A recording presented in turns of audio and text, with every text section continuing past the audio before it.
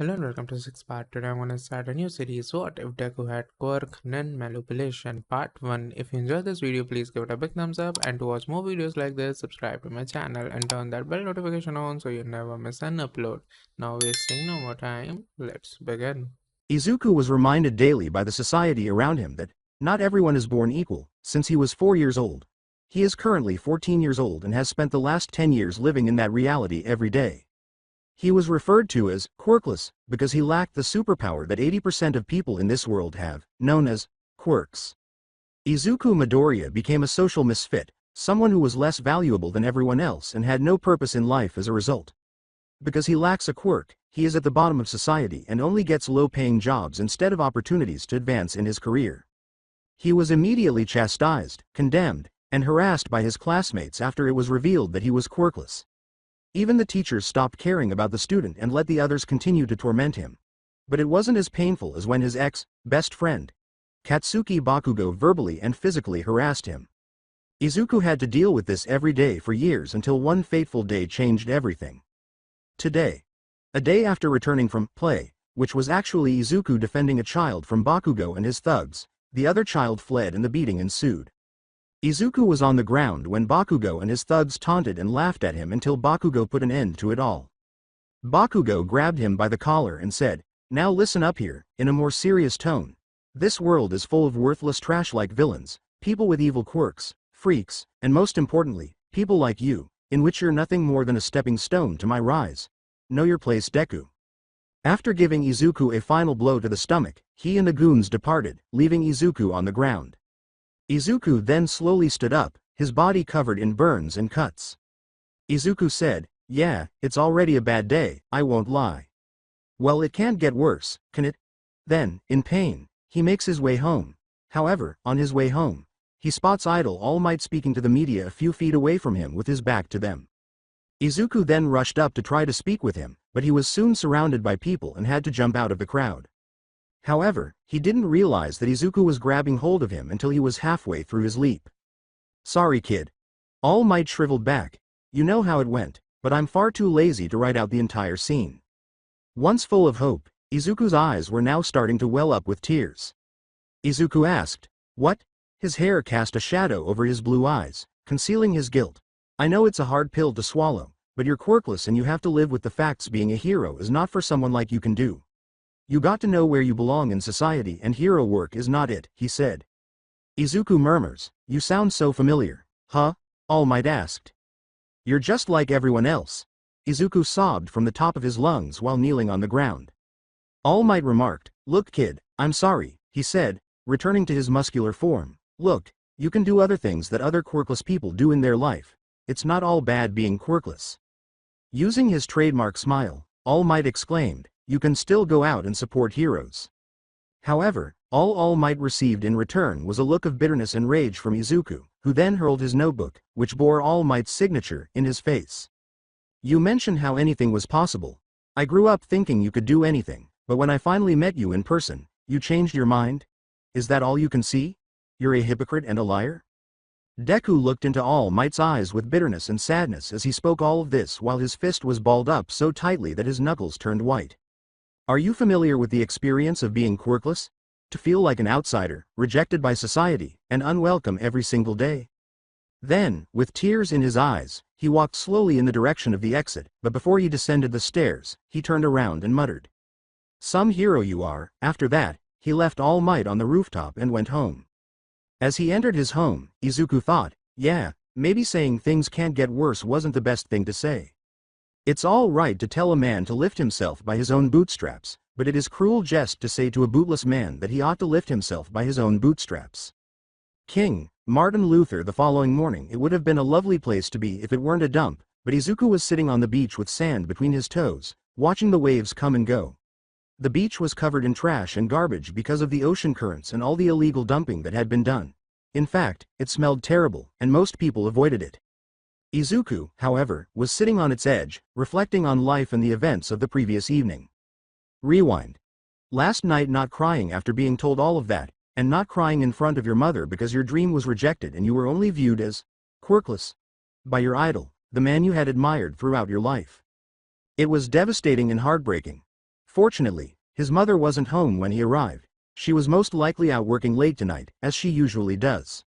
When he was diagnosed as quirkless, his deadbeat father abandoned him and his mother because it was considered shameful to have a child with such a trait.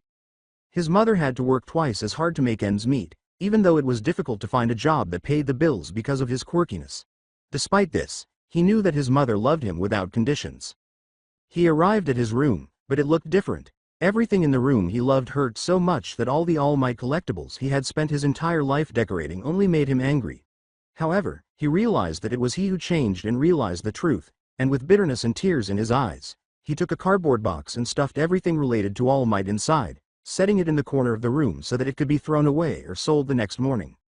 All of his classmates, teachers, and even his personal hero had rejected and shunned him due to an uncontrollable circumstance, and he sobbed as he lay in bed, reconsidering every choice he had ever made in his life. End of flashback. To put it mildly, last night was emotionally taxing and frustrating. As a result, Izuku sat and watched the sunrise, feeling depressed, before breaking down in tears. However, as he cried out bitterly, these were not tears of sadness but rather of frustration. Why? Why I'm only seen as worthless and a social outcast just because of my quirkless? People don't even get to see the real me or the things that I can do. No, all they see is a quirkless person. And because of it I am discriminated and oppressed. Why? Why? Why? Then Izuku rolled into a ball and muttered. I wish things were different, that being a human being doesn't rely on something I can't control. Why is society against me just because I'm quirkless? All I ever wanted to do was to be a hero, yet no one ever has given me a chance to go after my dream, not even my own mother. I just wish society would accept me and not just see me as a quirkless person.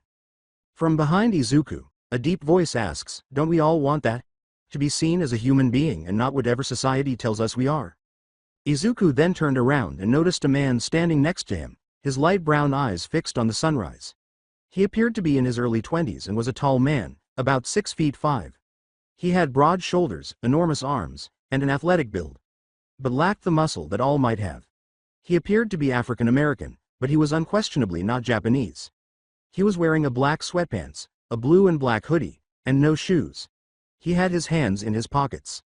It would have been an understatement to say that Izuku was taken aback and shocked. He has only ever seen this kind of man on television. He spoke Japanese almost flawlessly, as if he had lived there all his life. He started to ask the man questions, but the man interrupted him by saying, "You're not the only one has felt these feelings of anger, sadness, and frustration. Millions across the globe and countless others throughout time have felt these feelings. Whether it's because where they live or where they were born, how rich or poor they are, what they look like, their race, or in your case," says the man as he looks at Izuku. "If they have a quirk or not. All those people who I just mentioned, all they wanted was to be given the same chance as everyone has in this game called life. To be seen as a human being, not something less. Yet, society told them to stay where they are in life and to be continually oppressed. I understand that all too well." Izuku looks in wonder at the man. He and his feelings are understood by this man. He was never understood by anyone, not even his mother. But it took this man less than 10 minutes to understand him. Hearing that was inspiring and wonderful. The man then turned to face the sea once more and uttered, "You've been hurt by a lot by this society and have a lot of hurts and resentment towards things. You also know that the world isn't black or white like most people see it. I for one for the longest wasn't aware of it. Yet, you still got a good heart and want to help others, which I think is the most important one can do in their life. There's also hope in you after all these years, and to me that's inspiring to hear and see." Izuku started to feel tears welling up in his eyes, but the man continued to speak while looking him in the eyes. He said, "I can tell that no one believes in your dream of becoming a hero, and I'm sure many people have told you that you couldn't. So now let me give you the right answer that you should have heard a long time ago, regarding if you can become a hero." Izuku's eyes were now filled with tiny tears as he recalled how his mother repeatedly apologized to him for asking him if he could become a hero. Then, as this man finally gave him the words he had always desired to hear, Izuku clutched his heart and sobbed. You can be a hero," the man said with pride, diaresis. Izuku started to cry uncontrollably while crouching on the ground. He was relieved that someone had finally told him that he could become a hero, because he had always been teased by everyone for being unique and for not being able to become one. His spirit was now fully restored as a result of this. The man began to cry a little bit as well because he realized that the child had endured so much and that all he truly needed was someone to love and support him appropriately. However, this man was aware that Izuku would be more than a mere hero. After a minute of silent sobbing, the man wiped away his tears, got Izuku up, and gave him a hug to support him while he sobbed on his shoulder. However, he shaken those thoughts for another time. Izuku sobbed for about 10 minutes before he broke free from the embrace, got to his feet, wiped away his tears, and smiled. When he realized he didn't know anything about this man, his expression changed to one of confusion. The man burst out laughing, which halted Izuku's mumbling as he went into full ramble mode with all of his questions. The man then addressed Izuku. Slow down, aha. I can answer all those questions in due time, but the last start with some basic info. First, my name Aaron Vegito, I'm from America and I do a lot of things as a job, but mostly I help people. Second, I'm going to train you to be a hero and there are going to be multiple ways and things you're going to learn and do. I'm going to help you on your journey. Wow, thank you so much, Izuku exclaimed.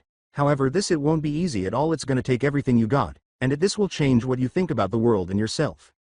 Looking at the man, Izuku wondered what he meant by the last part, but he would do it if it was the only way to become a hero. Then he says.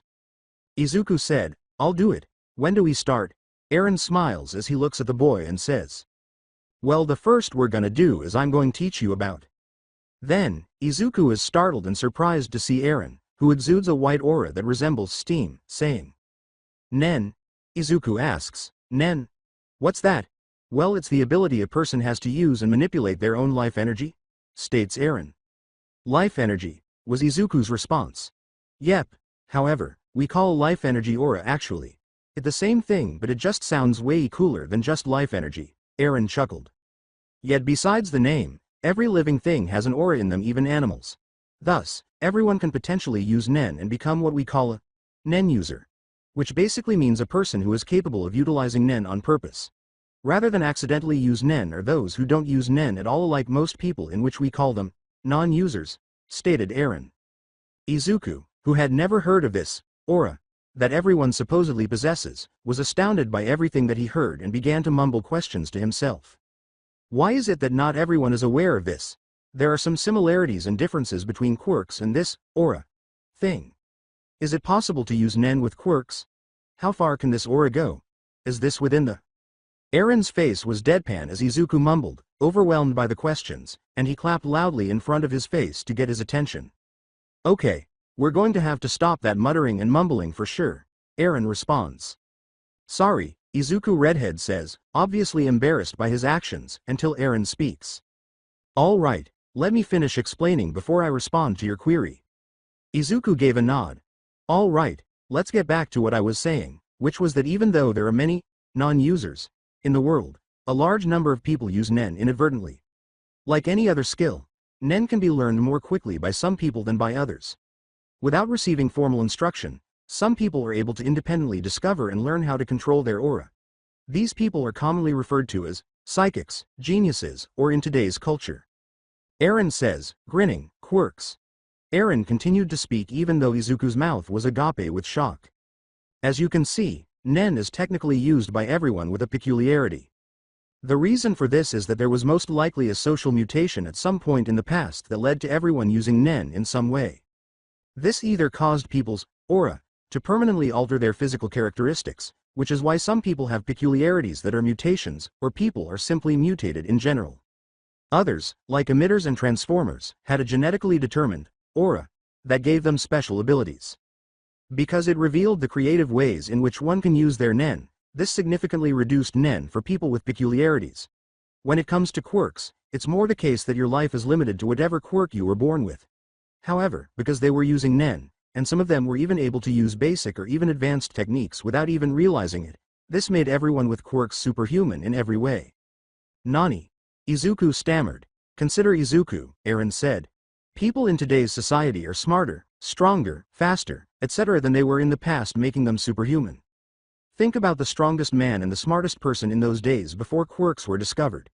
Now compare them to average day people who quirks have nothing to do with either strength or intellect, and most are still better than those geniuses of the past, said Aaron.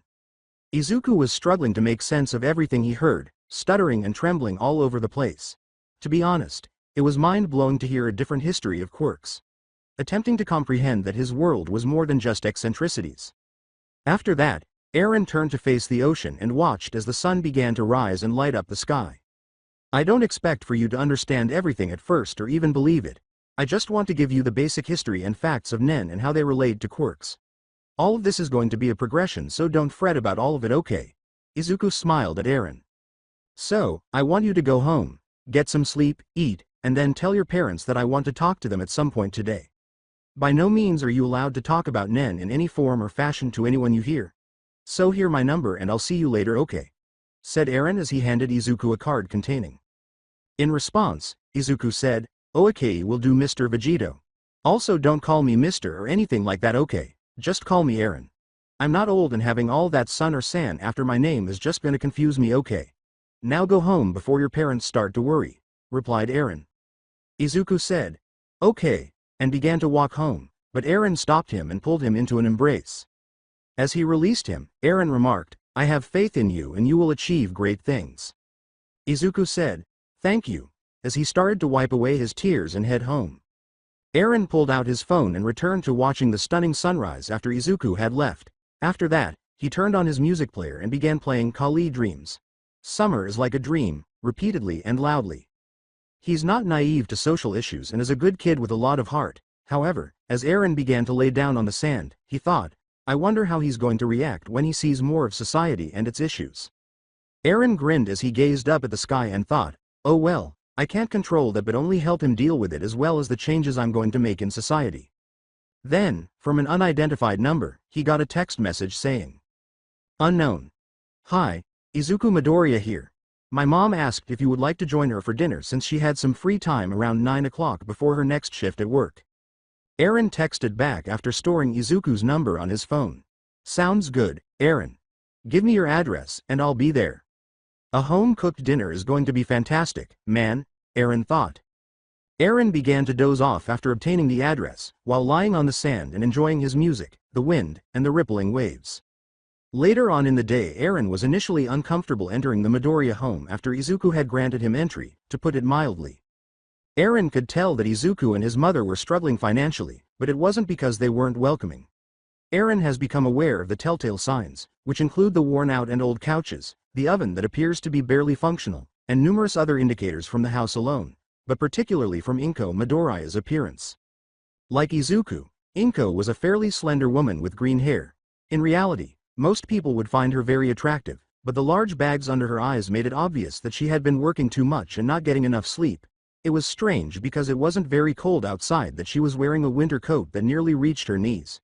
In addition, she was trying to hide the bags by wearing high heels and a lot of makeup. Eren pushed these thoughts to the back of his mind as she greeted him shortly after. Following the brief introduction and other formalities, she escorted him to the dinner table. Izuku's favorite dish, katsudon, which Eren had never eaten before, was consumed for about 5 minutes before Inko interrupted to say something. So Izuku told me that you wanted to speak to me about something but wouldn't say what. He said that it's very important and needed to be today. So tell me what's going on and what business do you have with my son, asked Inko while eating her meal. Inko was obviously a little dubious about Eren, but she saw a joy in her son's eyes earlier today that she hadn't seen in years. She longed for her son to be content and to regain the brilliance that seemed to be evaporating over time. She therefore desired to see what all of this was about. After savoring his delicious meal once more, Eren said, Well, I'm here to offer something to your son, but I want you to hear why and how I met your son and what we talked about from Izuku himself, Eren said as he gazed at Izuku. Before Eren intervened, Izuku began to panic and become jittery because he didn't want to tell his mother about his bully issues. Izuku, replied Eren, she needs to know what's been happening to you all these years.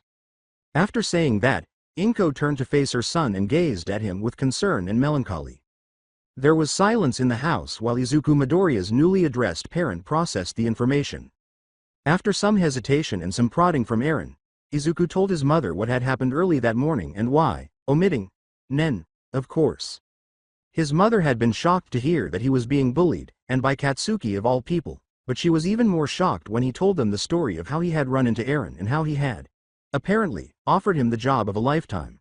She wasn't sure what to think, though, as they were still eating, with Izuku positioned between Inko and Eren, looking between them with hope. Until the silence was broken by Inko.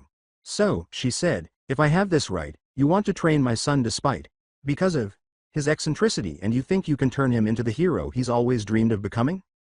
Eren then gave Izuku, who was still feeling uncomfortable following his confession, a quick glance before grinning at Inko.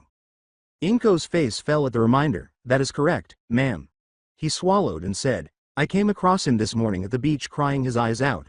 I know it wasn't any of my business, but as the person who found him, crying on the beach early in the morning like that, I felt like I should have at least known why. Until I heard what he had to say, I didn't think I would be assisting him as well. Inko appeared somewhat ashamed. I knew their friendship was strenuous at best, she continued, but I didn't think Mitsuki's son would take things this far. The visitor appeared somewhat intrigued all of a sudden. Pardon me for asking, sir, but are you terribly familiar with the boys, Katsuki's, parents? Inko responded with some conviction, oh indeed. Mitsuki and Masaru went to high school with me and my ex-husband. We became very close over the years. Her sad expression returned. We had hoped it would be the same for our children. Eren was about to say something that he already regretted. Ma'am, I would strongly advise that Izuku have his distance kept from Katsuki. Izuku winced in response. It appeared that he would no longer be permitted to speak with Kachan. She responded with, I agree with you. Now, let's get back to the other matter. Oh. Eren was glad they hadn't made the conscious decision to deviate from that.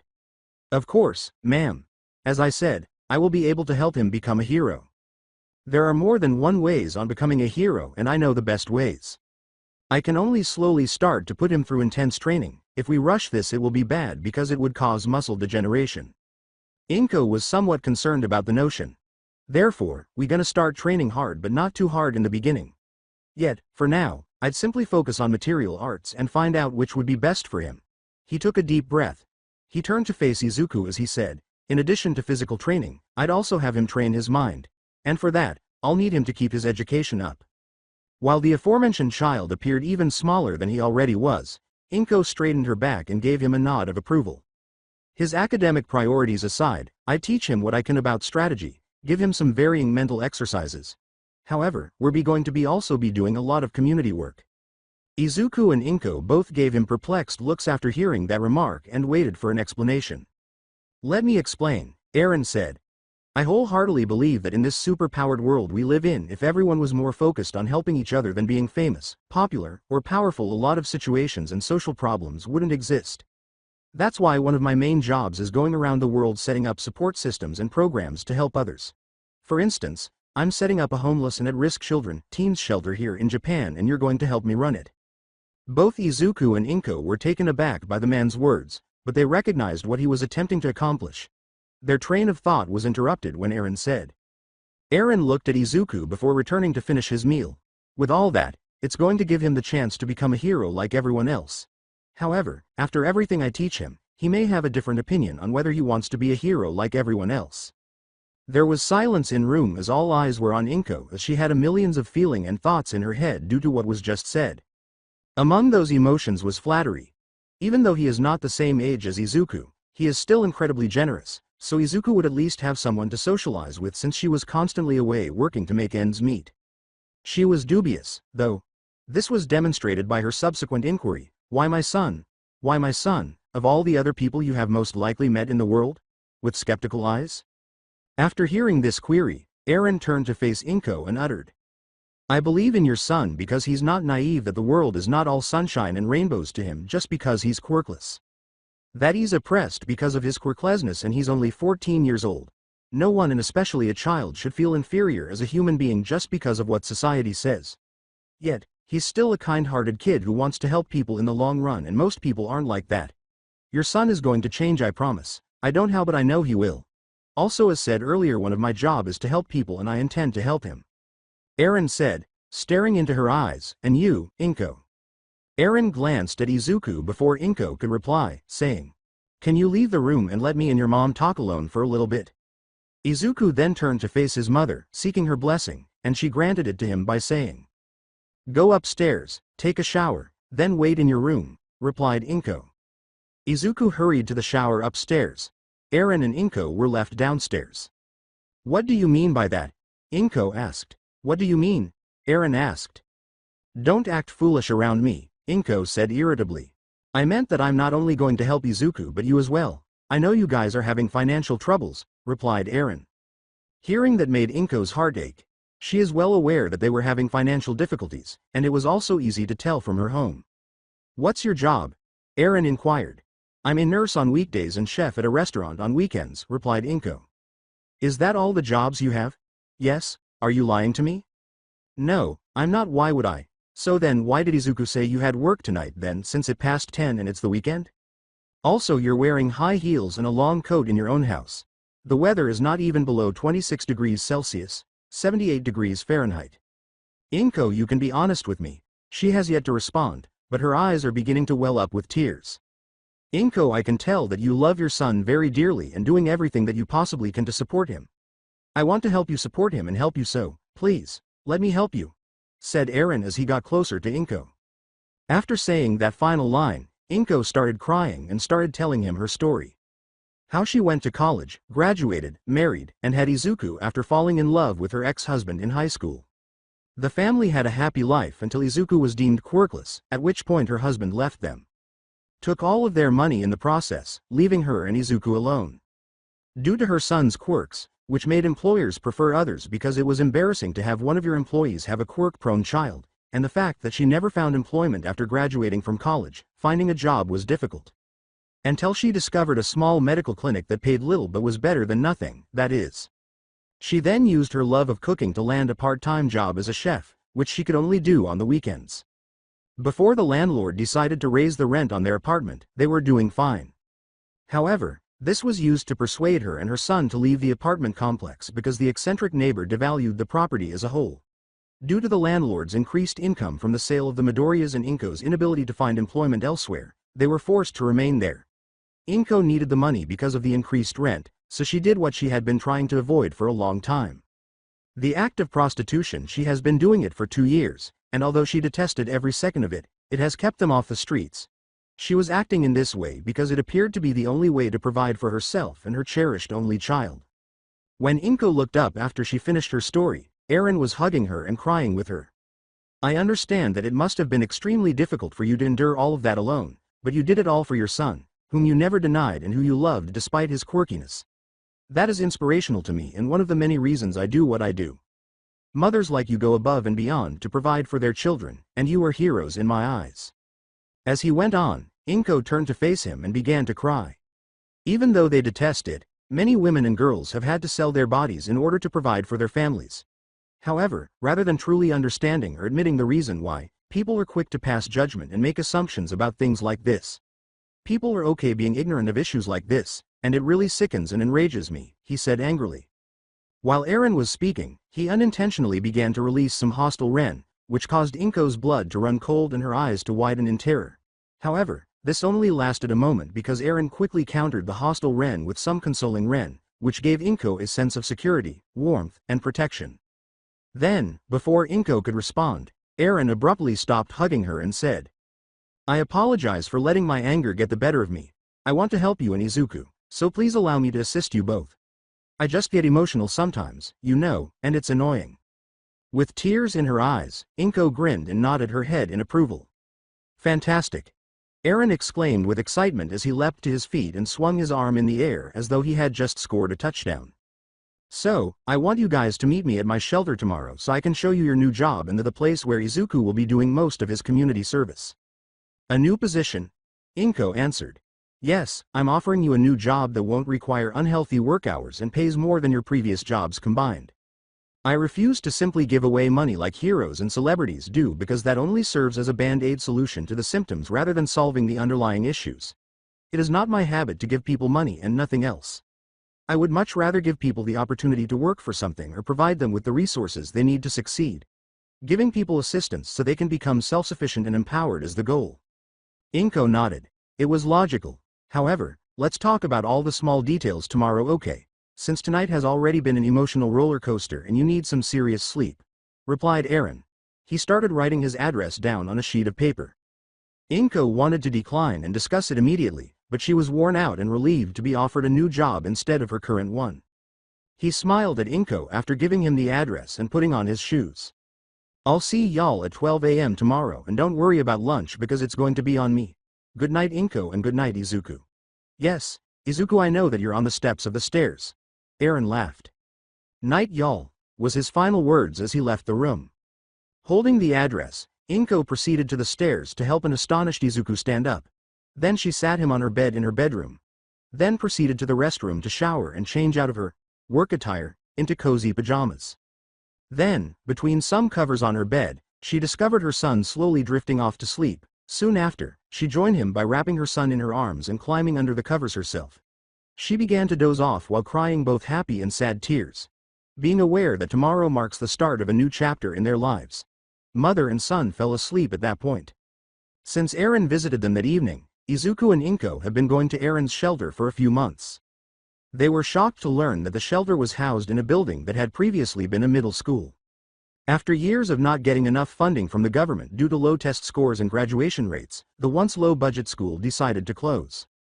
As a result, hundreds of children were sent to various schools, some of which were more than an hour away. Eren was able to convince the government to let him use the building as a shelter even though it was scheduled to be demolished and turned into a mall or something. Eren made the shelter what it is today by using a small grant and a significant amount of his own funds, though he will never acknowledge this. The shelter itself was a 3-story school building with a large glass opening and the words, "Shelter for all in need," written on it. It had numerous rooms on the inside, including a computer room, a weight room, and several large, open rooms with bunk beds for people who needed a place to spend the night. The school was transformed into a multi-purpose structure that can assist people in practically every aspect of their lives. Overall, given how sophisticated, effective, and attractive the shelter was, it was truly a sight to behold. Despite this, it was surrounded by plants, kid-made paintings, teen-designed graffiti, and a lot more. Everyone from all walks of life felt and looked welcome. Feast was the shelter's name, displayed in bold letters on a long, enormous banner that spanned the school's entrance.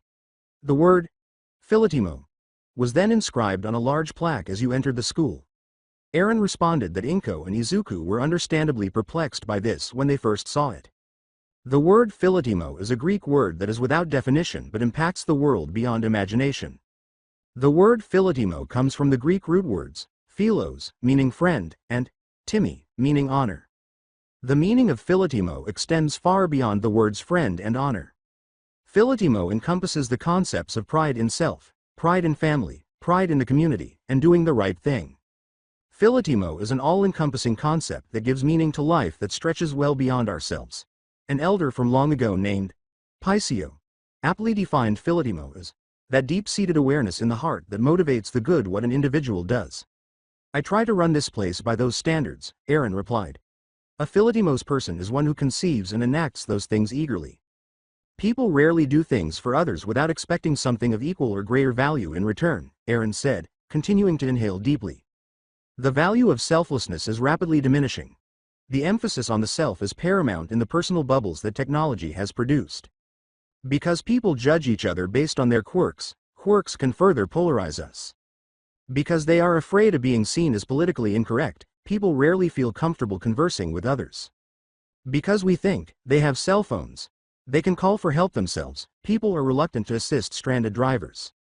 This is in addition to the potential that the stranded driver is enticing others into a dangerous situation. Because many charities divert donated funds for personal use, people are less giving. Employees rarely take pride in what they can offer the company they work for. Instead, they focus on what the company can offer them. In terms of doing the right thing, it is practically impossible because there is no longer a clear distinction between right and wrong. To be honest, the morally gray area keeps growing. You know, I just want to help people and change society in a meaningful way. Eren grinned wearily and said, I just want to change society for the better at all costs because I, other people, and you guys have all been harmed by it. After saying that, Inko and Midoriya turned to face Eren and noticed the sadness in his eyes, which had seen more than most people his age, or, really, anyone should see in their lifetime. Inko noted that he should speak with him about it later. Speaking of Inko, she called all of her jobs after that fateful night and informed them that she was quitting immediately. It was like a weight being lifted off her shoulders that she had been carrying for years when she made those calls. She was, to put it mildly, excited and curious when she arrived at the shelter for her first day of work, but she was ecstatic to learn that her new job would be working as a chef there. She was also assigned as an on-staff nurse in case of emergency, She was only a nurse, and there was already a doctor on staff, but it never hurt to have someone on call just in case. Regardless, she loved her coworkers. They were all very friendly and the atmosphere was one of mutual respect. Izuku, on the other hand, has conflicting feelings about his time at the shelter. It's not that he didn't enjoy serving and hanging out there, in fact, he loved it. He helped people by lifting food boxes, helping his mom in the kitchen, taking inventory, and doing a lot of other tasks Eren assigned him to do at the shelter. But even the little things he did, like talking to an elderly man or even just playing with some younger children on the playground, made him feel like a hero and made him feel valuable. In fact, Eren had him co-teach a program for 5-year-olds that was designed to teach them how to better control their powers and come up with ways to use them, but the main objective was to help the kids think positively about their quirks and encourage and inspire them to be okay with their powers and mutations. Eren wanted to use this class to help ensure that the kids didn't end up like Bakugo of Izuku, whose quirks and quirkleness changed them for the worse. Izuku could see this because many of the kids who didn't have strong or useful quirks had low self-esteem, much like he was about being quirkle for the majority of his life. As a result, Izuku loved helping out this class, and it was by far his favorite part of helping the shelter. He gets to analyze quirks all day, help kids improve their quirks, and just play with the kids. The thing made Izuku have mixed feeling about the place was his training segments. To say that the training he did with Eren was hellish would be an understatement. Granted, it did start slow, in which all he did was after school he would come to the homeless shelter where he would first do his homework, do bodyweight training, help out with the homeless shelter, and then learn basic combat. This, however, only lasted a couple of weeks until school ended for summer vacation. When school finally ended, that's when the real work finally began. Izuku would wake up early in the morning, go for a run around the neighborhood, do more intense bodyweight training which was different every day, go for another run, and then combat training. After having lunch, he would then go to do nen training, which was interesting, to say the least. Then he would help around the homeless shelter, yet then work out another time. Every day he would do this, and every day he would pass out in his bed more exhausted than the day before. Yet, he was getting stronger day by day, and it was showing through his body because he was still skinny but no longer a stick like he used to be. Izuku's nen training wasn't what he thought it was. In reality, it was just him slowly opening his aura nodes, which are essentially pores from which aura flows, while Eren explained things to him about nen. The first thing Izuku learned was that there are 4 major principles of nen, which are the fundamental techniques for using nen correctly. However, the only one Izuku is familiar with is Chan, envelop. Shroud, which is the process of keeping the nodes open while also allowing aura to flow through and around the body rather than away from it. Once maintained, Ten creates a shroud that feels like standing in a lukewarm, viscous fluid. It also protects against emotional nen attacks, and it provides limited protection against physical attacks, but hardly any when said attacks are enhanced with aura. Ten also maintains youthful vigor and slows down the aging process, making one appear much younger than they are. This makes sense to Izuku when he considers Eren, who appears to be younger than his actual age, but whenever he brings it up to him, Eren laughs and responds, "That may be partially true, but the real reason is because black don't crack," which only makes Izuku more perplexed. In any case, Izuku continued this training until he chose to go for a mid-afternoon walk one day after his regular routine. Normally, he would still be busy helping out or doing more training, but Eren had other things to do, had already completed his daily workouts, and was feeling a little more energized than normal. He was only 14 years old and wasn't supposed to go very far from the shelter to other locations because it wasn't the safest, but he was feeling adventurous that day, so he went. He strolled around 20 blocks, taking in the various stores, street art, passers-by attempting to sell goods, food vendors, and more. According to the shelter, there were a variety of people living there as well. There are usually only normal-looking people in the nicer parts of town, along with a few people who have mutations that make them look a little different but still human. However, it was full of people who had mutations that gave them a frightening, strange, or, as some would say, villainous appearance. The idea that you are a villain if you have a villainous trait or a villainous appearance is a prevalent stereotype. However, Izuku's stay at the shelter taught him to reject social stereotypes and not judge a book by its cover. Apart from that, Izuku was savoring every second of his walk when he came upon an old store with the words, "Joey's Pawn Shop," written on the top. Izuku stopped reading when he saw the smaller sign that read, "We have computers, books, old superhero comics, video games, snacks, watches," but he went straight into the store after seeing the comics. When he walked in, he noticed an elderly man behind the counter who was half asleep, with his left hand flat on the counter and his right hand supporting his head. In addition to his plaid shirt, he wore a blue baseball cap and a scraggly beard that was mostly white with a few gray strands. He had the appearance of an American traveler. The man looked at Izuku violently as he approached him, but he relaxed when he realized that Izuku was just a child.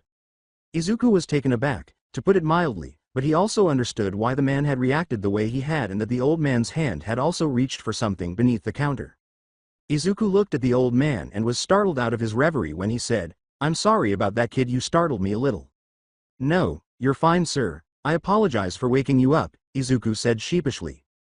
The elderly man, half serious, half joking, laughed and said, "Well, kid, what can I help you with? You're not here to buy cigarettes or some marijuana, are you?" Izuku angrily retorted, "What? No, no, no, no, no, no, no, no, no, no, no, I just came to look at the comic that you have." The elderly man said, "Oh, all right, then. Well, the comics are in the back corner." The elderly man gave Izuku a questioning look as he thanked him and made his way to the rear of the shop. Given that the majority of children today are superheroes, he was somewhat taken aback that a child would want to view some vintage superhero comics. An additional child who came in to read the comics was the only person he knew who wasn't an old-timer like him who enjoyed the old superhero comics. The old man turned to see who it was as the store door swung open. With a smile on his face, the elderly man said to himself, "Speak of the devil." The individual who entered was a 14-year-old boy with the bags of a 50-year-old businessman and purple hair that defined his gravity. When the child saw a bush of green hair in front of the comics, he simply waved at the elderly man and proceeded directly into the comic book section. Izuku noticed the child next to him saying, "Hi," because he was more alert as a result of all the training he had received. The child with the purple hair said, "Hello," continuing to browse the comics without paying attention to the discussion. Izuku asked timidly, "You like old comic books?" "Yeah." Izuku started to mumble, "Niece. What's your name? Who's your favorite hero? Why do you like them? Blah blah blah blah blah blah blah blah." Izuku's question surprised and, to put it mildly, overwhelmed the purple-haired child, but he was also somewhat relieved that someone his age wanted to talk to him because most children viewed him as a villain because of his peculiarity. The two children then discussed their love of both contemporary and classic comic book heroes as well as life in general. Toward the end of the conversation, they realized that they both wanted to attend UA and become superheroes when they grew up. They both loved the old comic book with characters like Spider-Man, X-Men, Batman, Static Shock, etc. For similar and obvious reasons, if you don't know any of the superheroes I just mentioned, go research them. They're not just great, for their own reasons. Both, however, completely avoid talking about quirks. But they had a lengthy conversation. Izuku spoke most of the time, until they both realized they had to go home because they had been talking for a long time. They proceeded to pay for their comics at the counter. The elderly man said as he rang up the comics. "Ah, I see you found the new comics I got for ya, Shinzo? I had an old buddy in the US imported them, especially the ones about Batman and the X-Men," asked the elderly gentleman. "Yep, sure did," Shinzo replied. He gave the man the cash for the comics. "No problem, kid, of course. Now go home and get some sleep, you look exhausted like you always do," replied the elderly gentleman. Shinzo said, "I'll try, Mr. Lambeth," as he gathered his comics and changed from Lambeth. Then he turned and spoke to Izuku. "It was actually cool to meet you, Izuku." "Yeah, it was. We should hang out later this week since it's summer," Izuku replied. "Really?" Shinzo asked. Izuku replied, "Yeah, why not? Let me get your number." "Sure, just a heads up though, I don't have a phone on me now since it recently broke, so let me get your number as well so that I can call you when I'm free," Shinzo replied. "Yeah, no problem," Izuku said. After Izuku gave Shinzo his number, Shinzo departed, leaving Mr. Lambeth and Izuku inside the store. "I'm really glad that you became friends with Shinzo. He's been through a lot of crap and he needs a good person like you as a friend," said Lambeth. To which Izuku replied, "What you mean?" Pulling out a cigar and lighting it, Lambeth sighed. "Oh, Shinzo is kind of a loner, to be honest. Apparently he has a villainous quirk, so most people won't give him the time of the day. Thinking since he has a villainous quirk he must be a bad kid or a future villain, which is some bull in my opinion. When I was in the military and in a combat situation, it didn't matter what someone looked like or if their quirk were evil.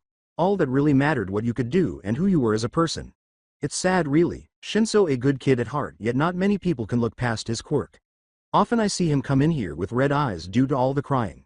In fact, He spends a lot of time hanging around here or talking to me," said Lambeth as he puffed heavily on his cigar. "Heck, even my quirk backs up my claim on him. He has a chance to be a hero."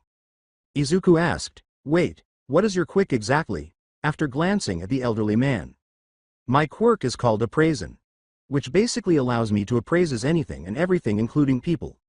With people it allows me to appraise their intentions, character, and their quirk," Lambeth joked. Izuku's mind was flooded with feelings and ideas after hearing this. One was admiration for this elderly man's unusual and useful peculiarity. His curiosity was another thing that crossed his mind.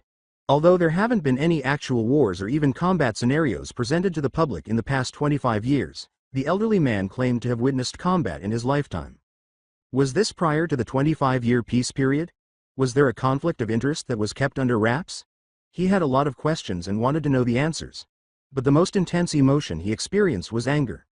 Utter rage and frustration over the whole situation, pointing out that although their circumstances differ greatly from his, the suffering and problems they encounter are all too similar. As he exhaled more smoke, Lambeth exclaimed, "Hey kid." Izuku was immediately knocked out of his reverie and mumbling. Lambeth got up from his counter seat to close up shop and said, "I know you probably have a lot of questions about me or why I'm telling you any of this in the first place, but it's getting really late and you should probably head home, okay kid?" Lambeth laughed heartily and said, "Come back sometime and I'll tell you some stories about my glory days, okay kid?" Izuku said, "I will thank Mr. Lambeth, have a good night," as he entered the room. Lambeth yelled, "Be a good friend to the Shinzo, he needs it," as he watched Izuku leave the store. Izuku finally realized that it was getting late and that he needed to return to the shelter in order to return home. As he was leaving the store and watching the street lamps come on, he started to walk back to the shelter when he noticed something in the adjacent alley that caught his attention. As Izuku approaches the item, he quickly realizes that it is one of the comics Shinzo purchased at the pawn shop, but only half of it is there because it has been cut and ripped. Izuku observes a trail of the torn comic book leading deeper into the alley as he examines the torn comic more closely. Izuku has had enough and starts running into the alley, following the trail of torn comics, until he hears grunts of pain. Izuku starts running faster down the alley until he reaches the end, where he sees two older teenagers and Shinzo, who has a black eye and a bloody nose. As one of them picked Shino up off the ground, the other held the dumpster open. Izuku asked, "What did you do to him?" As he closed the dumpster he had opened, the older teen asked, "What does it look like we did to him, dumb?" The other older teen dropped Shino to the ground and said, "Why don't you keep moving on before you end up like him?" Izuku started to consider his next course of action in this circumstance. Calling Eren or the police would be the best course of action, but they won't go and give me the opportunity. Izuku was startled out of his reverie as he barely managed to get a right hook from an older teen who now appeared somewhat larger and more muscular. "I can always try to grab him and then run away, but then—" "You idiot, you know you're thinking aloud." As he ran up to slit Izuku's chest, the other teenager, whose left hand had grown into a pair of large scissors in place of his 4 fingers, says this. Izuku leaps back to avoid the attack, but doing so grazes his chest, causing him to curse himself as he winces in agony and keeps backing up as the 2 older teenagers laugh and close in on him. "All right, so one of these guys has a strange habit of turning his fingers into scissors, and the other one seems to get bigger like All Might. I have to get one of them out right away." Izuku stops backing up and sprints in the direction of the 2 older teenagers. Izuku summons Ten as he rushes in the direction of the older teens, and an aura quickly envelops his body, and the 2 older teens immediately charge at him as well. Izuku pulls out his hero notebook, which he always keeps on hand in case an intriguing quirk comes up, and throws it at the buff teen as soon as he is 3 feet away from them. He observes that his aura somehow envelops the book as he throws it. In the end, Izuku didn't expect the notebook to hit the older teen in the stomach, which actually knocked the wind out of him and sent him flying back a little and landing hard on the floor. He had expected it to stagger the teen just enough so that he could possibly get in a few hits or even take the teen out with scissors. "Akane." As he and Izuku started fighting, the scissor teen said. Izuku sustained some minor cuts and bruises throughout his body, but as the fight progressed, Izuku gradually gained the upper hand because he had more technique and stamina than the older teen, until the older teen was exhausted and off balance. It was evident early on in the fight that the older teen had the advantage because he was bigger and faster than Izuku.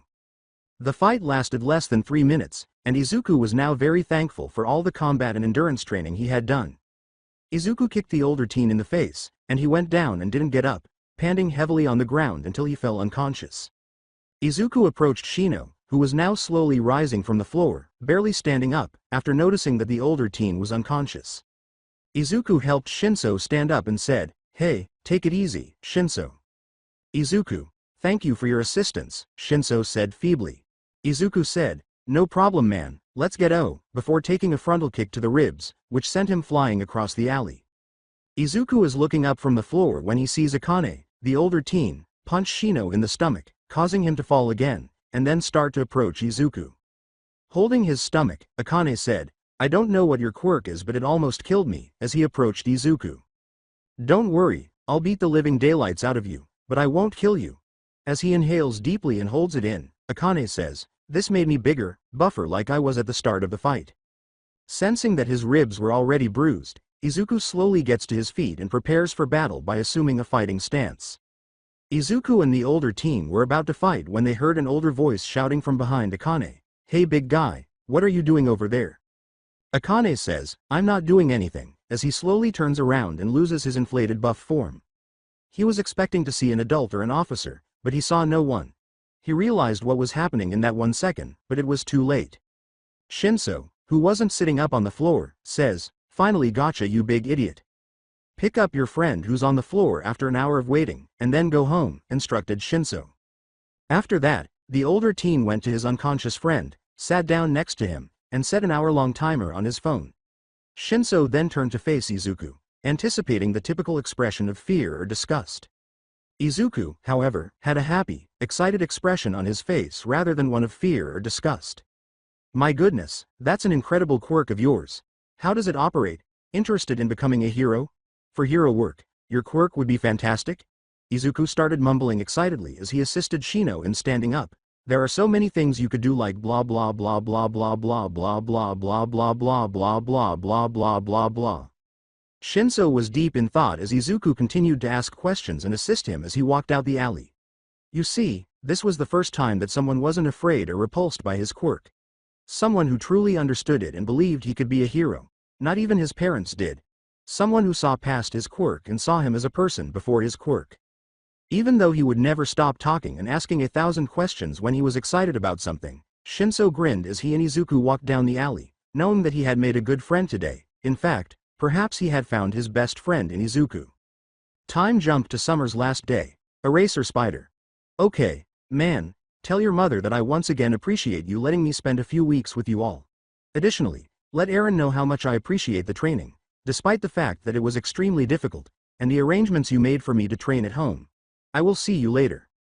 After reading Shinso's message, Izuku put his phone back in his pocket and started to return home. He placed his hands behind his head and started to reflect on everything that had transpired this summer as he was walking.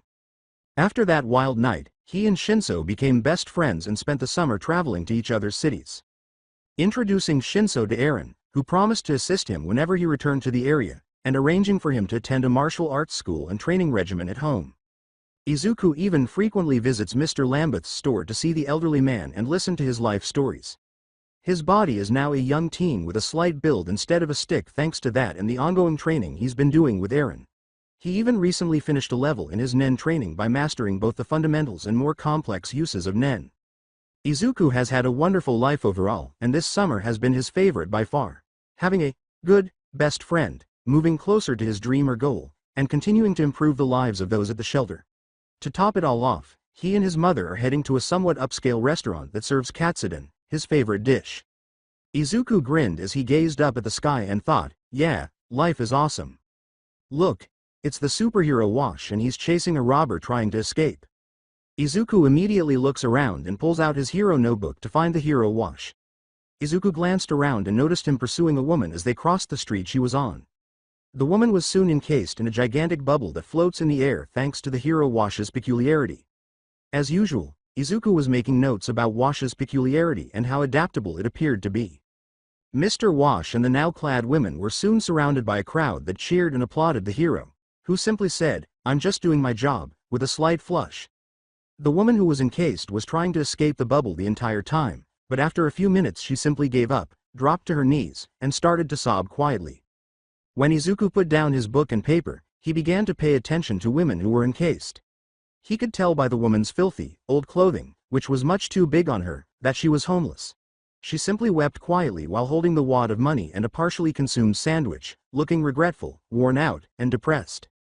Izuku put on some music as he tried to ignore the sick feeling in his stomach and left the scene to return home, his once bright smile now reduced to one of sadness and worry. At the residence of Izuku, when Izuku finally arrives at his house and opens the front door, he is surprised. Well, not really, because he has visited his house a lot already, to see Eren in the kitchen, holding a cup of water and chatting with his mother. "Hey, sweetie. How was dropping off Shinzo at the bus station, and are you ready to go on our little celebration dinner date?" Inko exclaimed with excitement. Izuku smiles back at his mother and says, "It was great." He says thanks again for both of you guys for taking care of him and helping him out. He really appreciates it. Of course, no problem, though he needs to make sure he's getting enough sleep, as I told him. Melatonin is a godsend when it comes to falling asleep, said Eren with a chuckle. I'll make sure to remind every once in a while, but you know he loves his late YouTube videos, Izuku says with a simple nod. Author. I am fully aware that getting lost in the YouTube void is a struggle. As Eren entered the living room carrying his cup of water, he said, "True that. Well, anyways, before you and Inko go celebrate, I would like to also do a little celebration for your training as well. Let's go to the living room, shall we?" He was followed into the living room by Izuku and Inko, who simply shrugged. Eren is seated across from Izuku and Inko, who are seated on the couch, with the coffee table between them and the cup of water on top. Now, first thing first, I want to congratulate you again for your hard work this summer. Not only in your training but around the shelter as well. I can't count how many people came up to me and were so appreciative of you and what you do. That also goes for you too, Inko. Thank you so much. Eren said with a broad grin. The two Midoriya simply turned red and turned their heads away from him. Eren, who was already accustomed to this, continued to speak. Izuku, you have a good grasp of both fundamental and advanced concepts, to the extent that it's time for you to advance to the next Nen level and develop your Nen ability. Izuku began to say, "Wait, I thought to use a Hatsu you needed to know your Nen Affin," but his mouth opened wide as he realized what he was saying. "Yes, it's time for you to discover your Nen affinity at last. I know you would be too eager to try to make something happen before you have mastered the fundamentals, which is why I put this off for so long." Speaking of which, Eren grinned and said, "Don't throw away that shovel I gave you, because you're still doing both the basic and advanced Nen application every day." Izuku was still sore from all the digging he had done yesterday with Ko on the shovel, but he quickly brushed it off and was excited again after deadpan for a brief moment. "Are you prepared?" Quote, "Yes, let's proceed." Quote, "Place your hand around the glass of water and perform Ren," Eren said, placing a leaf from his pocket on top of the water. After a few seconds, impurities started to show up in the water as Izuku slowly wrapped his hands around the glass and performed Ren. "Oh, I was aware of it. I just won $50. Eren clapped his hands and exclaimed, asking the two Midoriya, "Wait, Eren, what does this mean?" "Do you recall the 6 Nen affinity types?" asked Eren. "Of course. Enhancement, conjuration, transmutation, specialist, manipulation, and emitters are among them," Izuku retorted, with each of them next to the others, creating a hexagonal pattern. "You're right," Eren said, nodding his head. "You just completed the water divination test, which establishes your affinity for Nen. Impurities that appear when you use your Ren on a cup of water indicate that conjuration is your Nen affinity. This indicates that you have 100% affinity for conjuration, 80% for transmutation, 60% for enhancement and manipulation, and 40% for emission. Sadly, with a 0 in specialization. A physical, independent, material object can be created from one's aura through conjuration, but those who use this category can also create laws and principles and attach them to a particular location.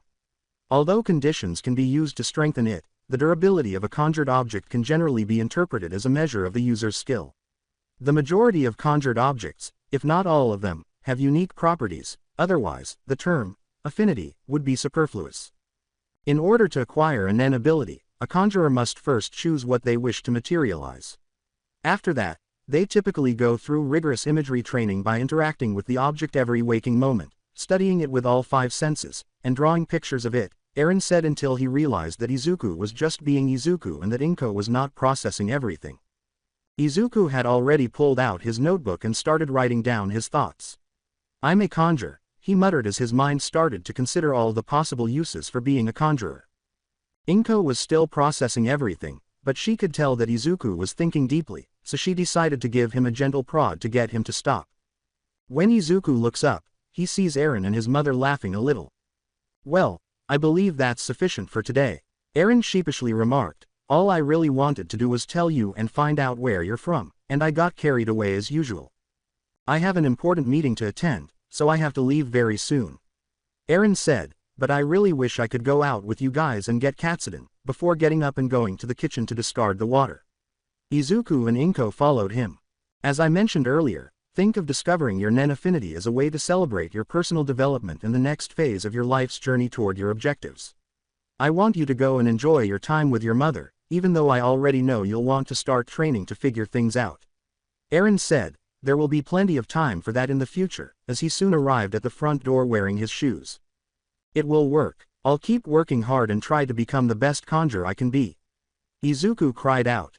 "I'm positive that you won't be able to," Eren grinned. The three of them decided to go their separate ways after engaging in some more small talk at the door. Eren left to go somewhere, while Izuku and Inko got into their car and drove to their restaurant. At the eatery, following a satisfying meal, Izuku and Inko discussed how much their lives had changed in the previous 12 months. At one point during their meal and conversation, Inko simply turned to face Izuku and grinned as he consumed the remainder of his food. Her baby boy grew up so quickly and has changed greatly from the shy, timid boy he was just a few months ago. As she looked down at her plate with a slight look of shame, Inko thought, "Izuku, I'm so happy that you're following your dreams, and I know as a mother I failed you when it came to that. I'm so sorry that I wasn't there for you when you needed me the most. I hope one of these days you can forgive your mother." When Izuku notices that his mother is a little depressed, he asks what's going on, but she quickly dismisses him and moves on. "So have you thought about what you want Hatsu to be since you're a conjurer?" "You need to conjure an item, right?" inquired Inko. "Yeah, it can be any item of my choosing, and said item would have special properties or abilities. Though I don't know what I want to conjure because the options are really endless. I know it has to be personal because Hatsu is a personal expression, but blah blah blah," Izuku said while continuing to murmur. He pulled out one of his superhero notebooks, which he always keeps with him, and perused it while he spoke. Inko simply tried to listen to her son as he described other Nen conjurations and other things while grinning at his antics. Even though Izuku has changed over the past few months, some things will never change, such as his muttering and the fact that he always has a notebook with him to record his quirks and now Nen stuff. Then Inko's mind suddenly realizes something. Inko shook Izuku and said, "Wait, Izuku, I have an idea for your conjuration item." Inko stops mumbling and simply gives his mother an excited, perplexed look. "How about you conjure a book that relates to quirks? I mean, for the longest time you have been writing in notebooks and you know so much about quirks than most people. I don't know how that would work, but that could be your base idea," replied Inko. Izuku spent a minute staring at his mother while a million ideas raced through his mind before something suddenly made sense. Izuku exclaimed, "Mom, that's a fantastic idea. I never would have considered it that way. I can see so many ideas on how I could do that. I got to write all them down." As he started writing frantically in his notebook. As he started writing and mumbling again, Inko simply grinned at Izuku and said, "From now on, I'll be always there for you, Izuku. I'll never fail you as a mother ever again." Izuku and Inko then paid for their meal and went back to their car after eating the remainder of their food for a few more minutes. Izuku had previously texted Eren about summoning a book about quirks, which Eren finds to be a fantastic concept. At this point, Izuku was so eager to begin training that he asked Inko to visit the closest comic book and D&D store to see if they had a large book similar to the ones used by wizards on television. Inko gladly complied. It takes them a few minutes to locate a D&D comic book store that is still open at this late hour, but they eventually locate one that is open but about to close. In an attempt to catch it before it closes, they hastily drive to the store. 10 minutes later, at the mall, Izuku and Inko hurried into this strange shopping center and found the store right away. Both were taken aback to discover that, despite the fact that it was almost 9 o'clock at night, a few people were still inside the store. Izuku hurried to the front desk to inquire about the availability of any mage's books. Inko continues to browse the store, taking in all of the comic book and D&D materials. When Inko was in college, she played a lot of D&D with her ex-husband and a few friends.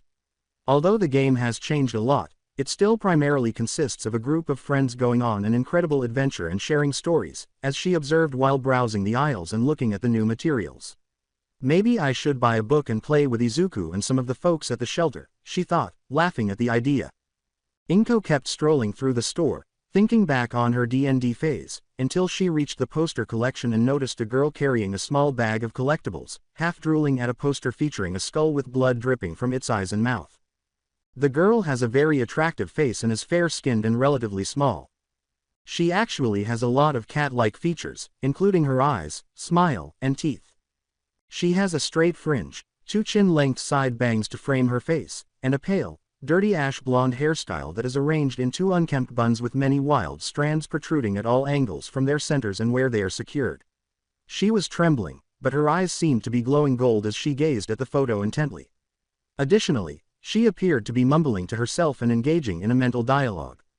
Inko was undoubtedly perplexed and a little unnerved by this girl's behavior, but she was also worried.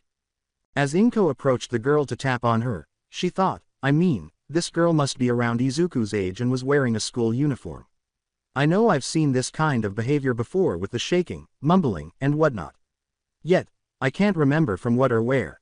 The girl turned her head to face Inko as soon as he touched her. Now that the girl's eyes were blazing at Inko, Inko started to fear that she was going to do something.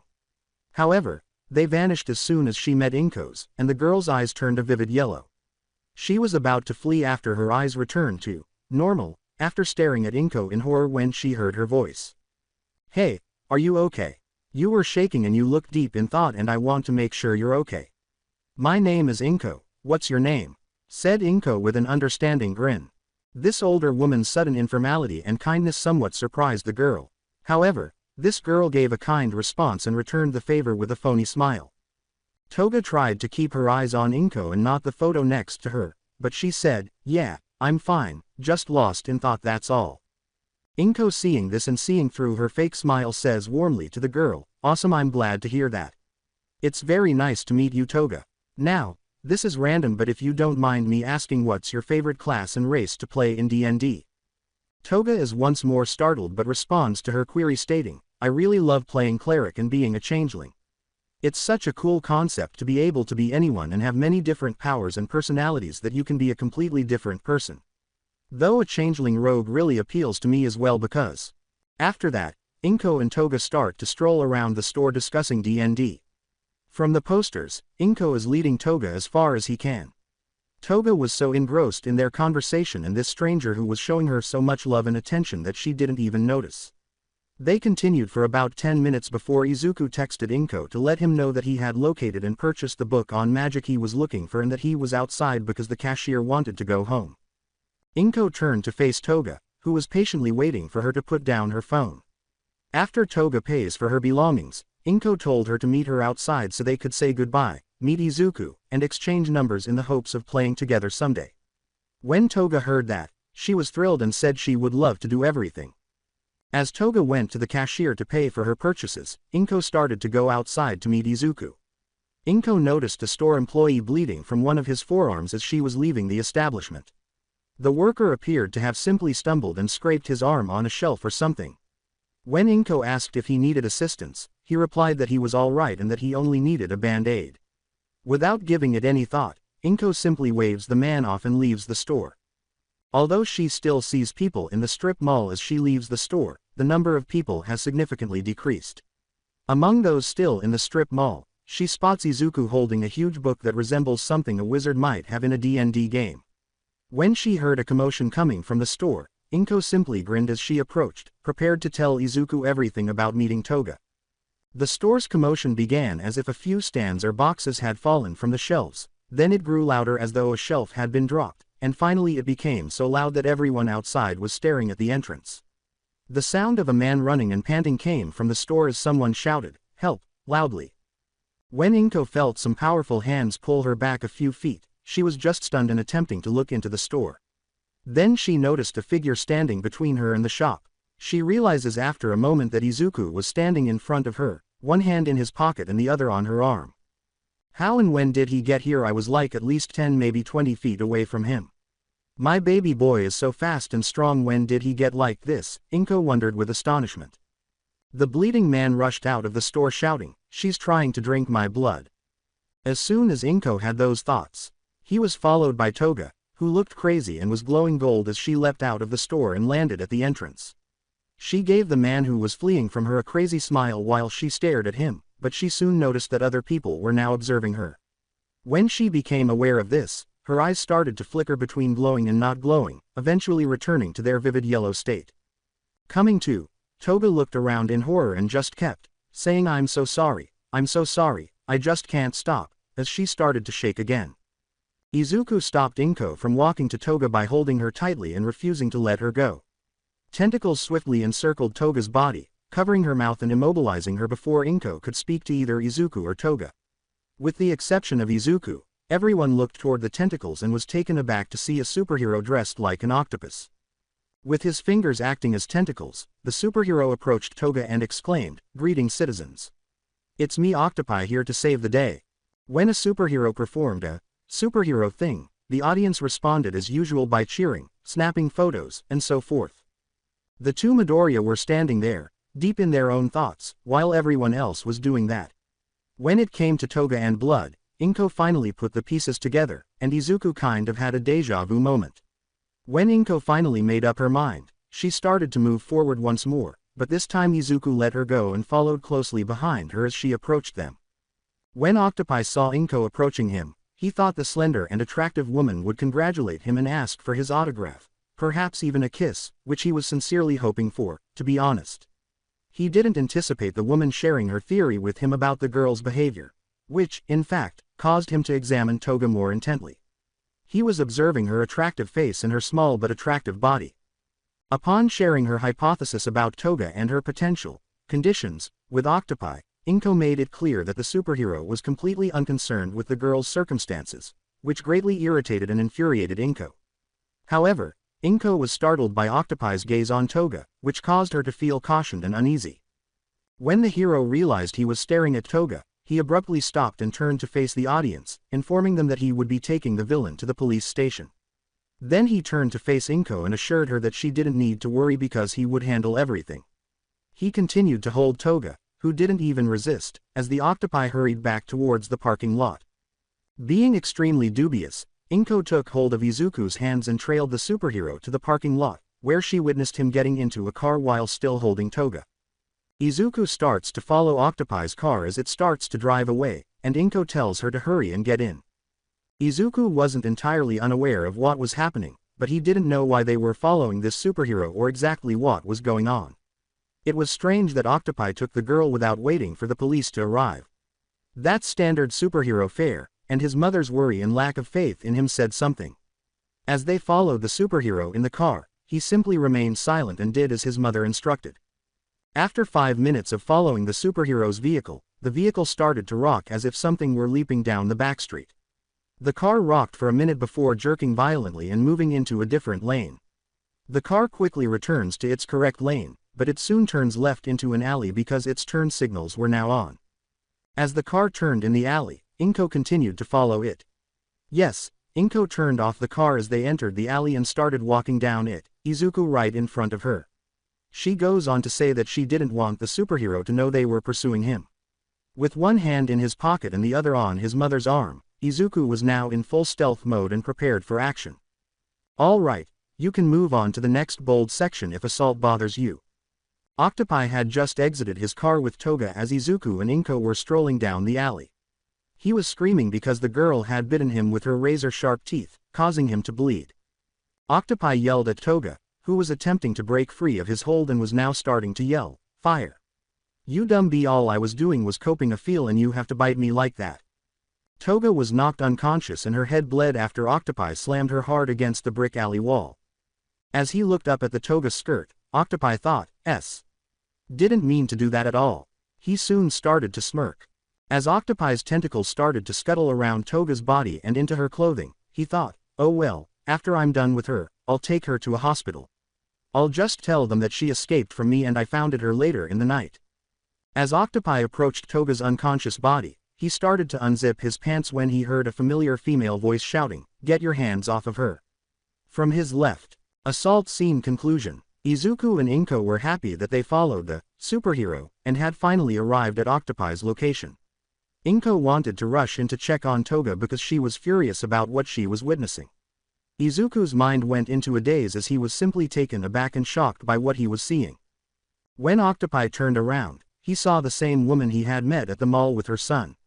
Even though Octopi knew exactly how this looked, he was still shocked to be followed. He chose not to make an excuse and instead aimed his tentacle at them in the hopes of swiftly capturing them. Izuku abruptly stops thinking, picks up his mother, and leaps out of the tentacle's path. He places his mother down and places her a few feet away from the superhero. Octopi then pulls a stick out of his pocket, which quickly stretches out and transforms into a staff, and Izuku charges him. Upon realizing this, Octopi transforms his other hands into the tentacles of an octopus. He tries to grab Izuku with both tentacle-filled hands, but he easily avoids the grabs and even slaps the tentacles away with his staff, which hurt the superhero a little because the child struck them quite forcefully. Octopi decided he needed to keep his distance and take this a little more seriously after realizing that the child must have some sort of physical enhancement quirk and some combat experience. So he scales the wall behind him with one of his tentacle-like hands. As he quickly starts tossing trash bags, rocks, beer bottles, and other objects at Izuku with his other tentacle-wielding hand. As the superhero pursued him, Izuku started to block and avoid the objects he threw by applying the fundamentals of Nen. However, as the battle continued, the superhero continued scaling to a new wall each time he approached, and the thrown objects continued to accelerate. The objects were thrown so quickly that Izuku could hardly keep up with them. I need to end this quickly because his tentacles are getting faster the longer the fight goes on. Damn it, I should have followed Aaron's advice and brought some heat or more weapons. Izuku thought as he narrowly avoided a dumpster that was headed his way. The ability to transform his arms and legs into numerous powerful tentacles is Octopi's quirk. These tentacles have the same characteristics as ordinary tentacles, but the more wet they get from perspiration or water, the more fluidly they move, enabling Octopi to use them more quickly and effectively. He is clearly a mid-range fighter, so I need to figure out how to get close. Izuku thought, I just need an opening, and he started spinning his staff like a helicopter to stop a hail of rocks from approaching him. Inko started to call 911 when she noticed that Octopi had moved away from Toga, so she hurried to check on her vitals, which were fortunately fine, but her head was bleeding. During the first part of the fight, Inko texted Aaron, saying SOS and providing her current location in the hopes that he would be able to get her quickly enough to help. After giving Toga basic medical attention, Inko pulled out her phone and attempted to call 911 once more, but a pair of tentacles grabbed the phone and smashed it on the ground. She just seemed to be just knocked out, but that bleeding is bad and needs to be taken care of, Inko thought as she tore a piece of her long-sleeve shirt to create a makeshift bandage. Sorry, Miss Pretty, you can't have any of that, Octopi said, casting a malicious glance at Inko. Now, as he threw his notebook at Octopi, Izuku thought, adding some nen to make it fly through the air. Octopi jumps to the side when he sees the book at the last second, but Izuku was prepared for this, so he uses his staff as a pole vault to soar through the air while attempting to hit the superhero. When Octopi sees how troubled he is, he decides to spray Izuku with ink, which blinds him, but it doesn't stop him from hitting the superhero, though he only got hit in the shoulder instead of the face as Izuku had hoped. Both fell to the ground, Octopi landing in pain from his shoulder and Izuku stumbling and tripping as he does. Enough, Octopi screamed as he swiftly grabbed Izuku, who was just rising from the ground and wiping his eyes with his tentacles. The enraged Octopi tightened his hold on Izuku, causing him to wince in agony.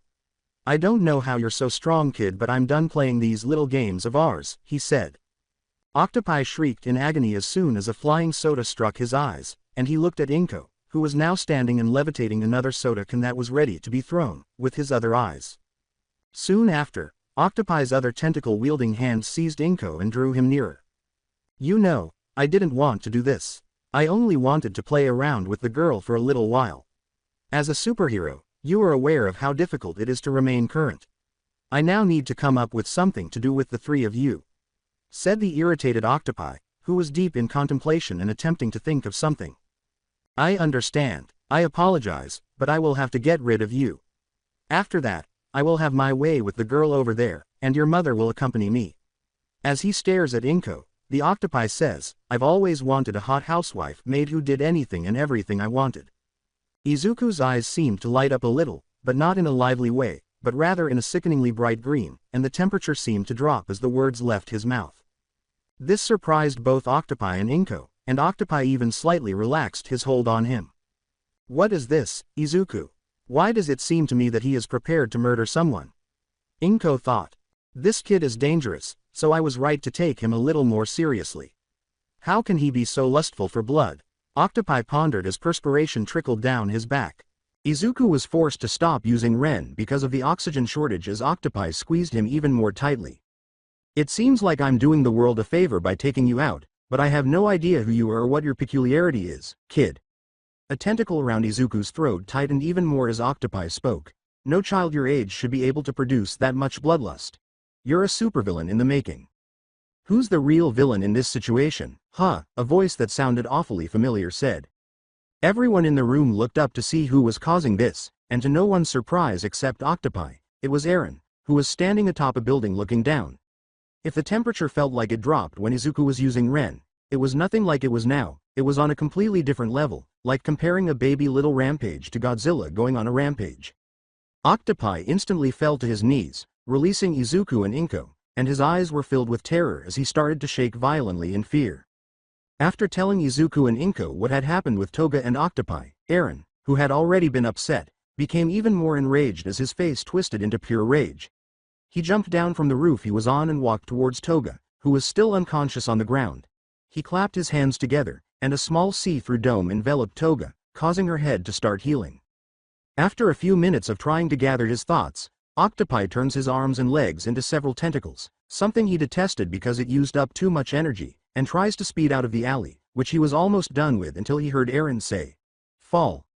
Octopi realizes that this new person knows the lady and kid, but Eren's back was against him, and Octopi simply felt that if he attacked him, his life would have been over in an instant. When Izuku saw all of this, he was shocked, not only because he could see how strong Eren was, but also because he realized that Octopi was much faster than he was in the fight and that he would have lost if the superhero had used all of his abilities right away. Eren started to approach the downed superhero, who was huddled into a ball and trembling in terror, but the Inko simply grabbed his hands and stopped him.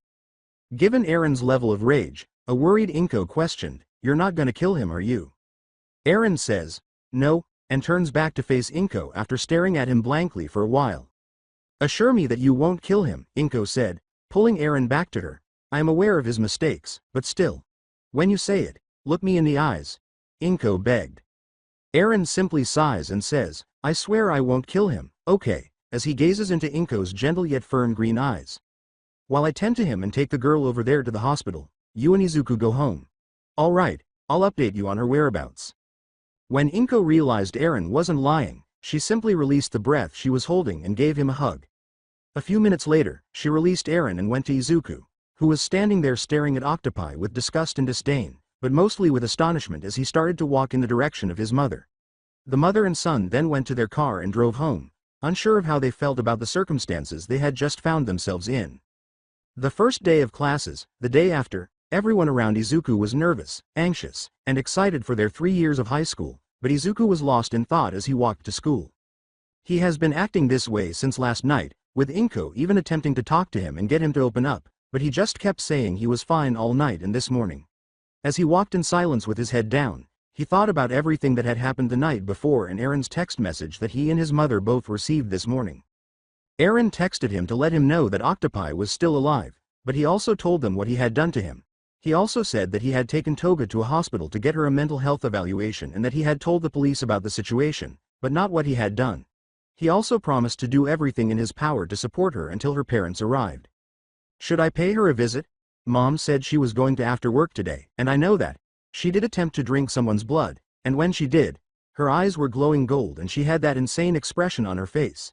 She seemed to be under the influence of something." As Izuku entered his school, he thought. However, she changed after noticing the crowd. She wasn't possessed, exactly. Her eyes had lost their radiance, and she appeared appalled. She really did look incredibly adorable. He blushed as he opened the door to his new classroom.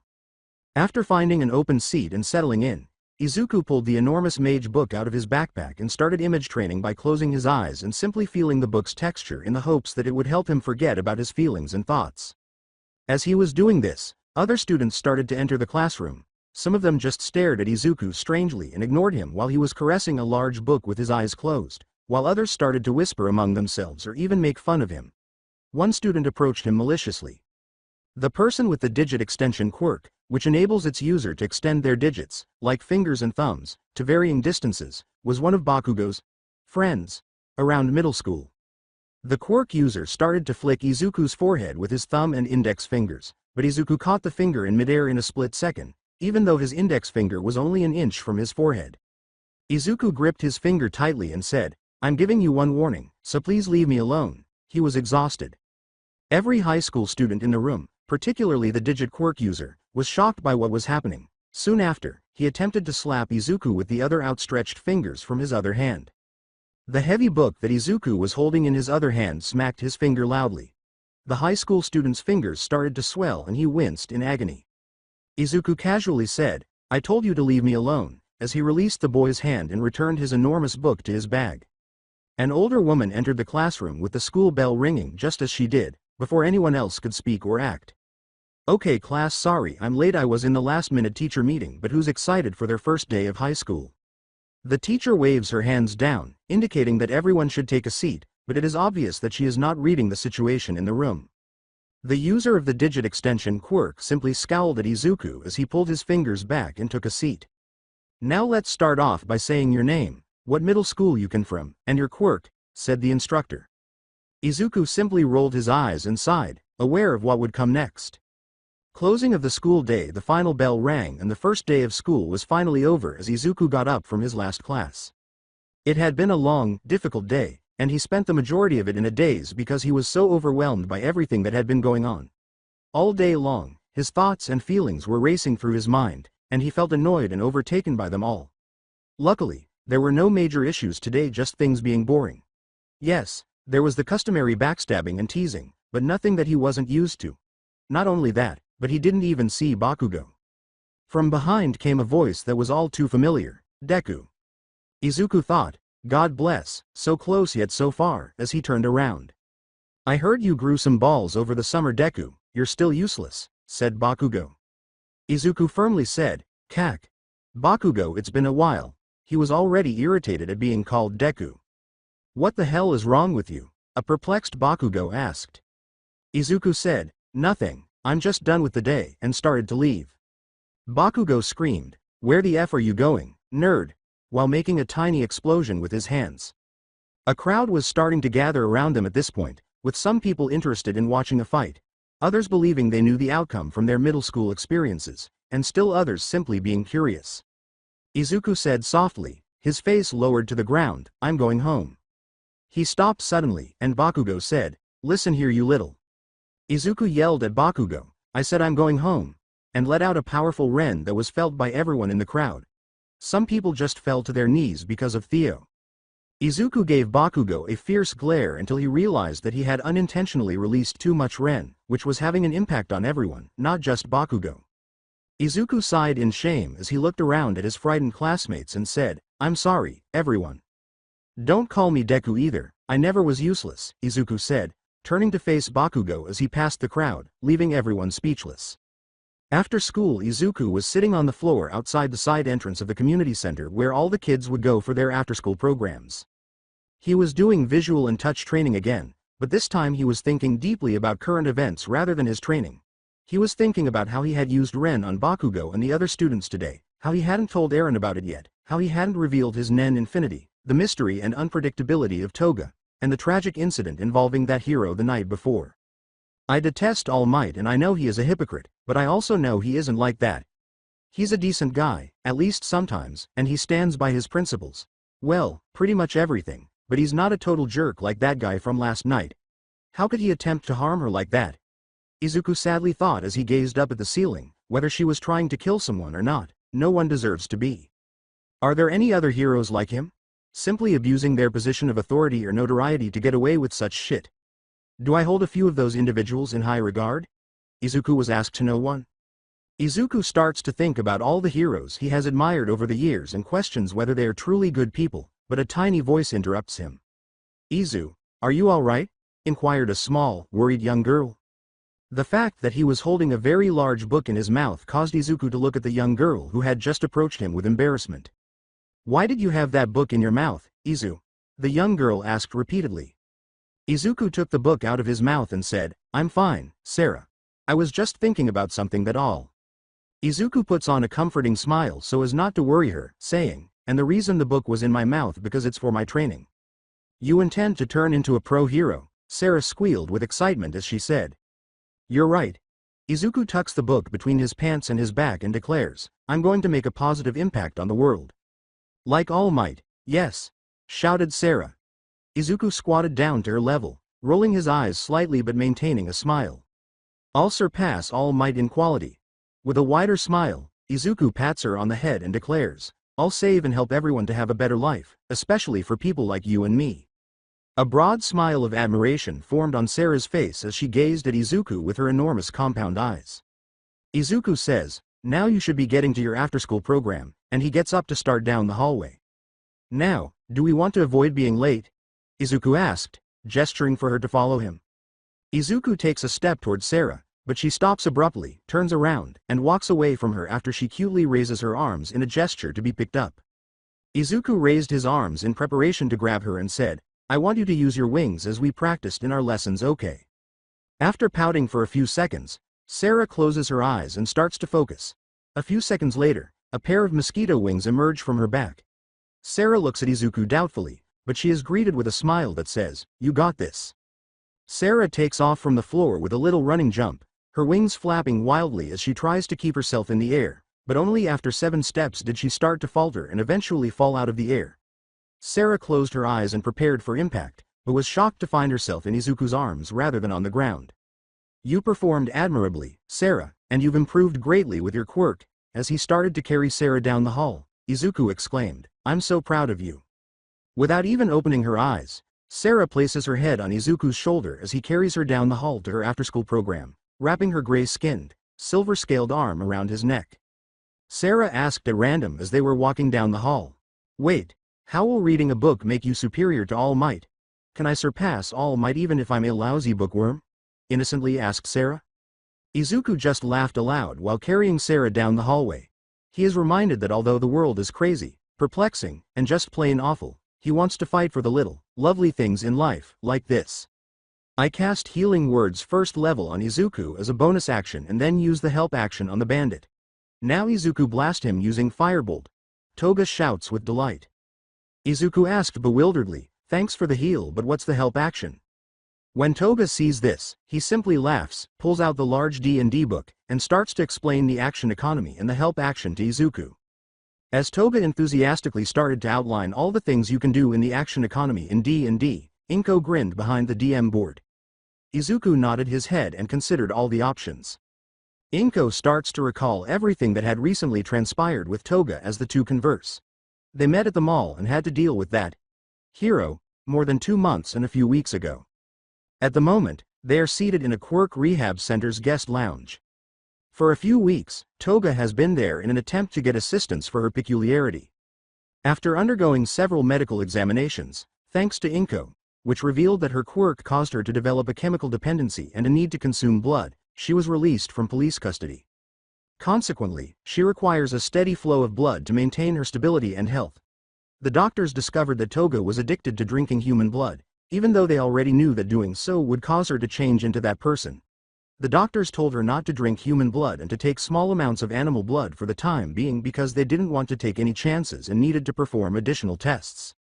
Even though the cause of her attack and outburst is now clear, she still had to deal with the fallout, which is why she spent time in the rehab facility and completed community service after leaving.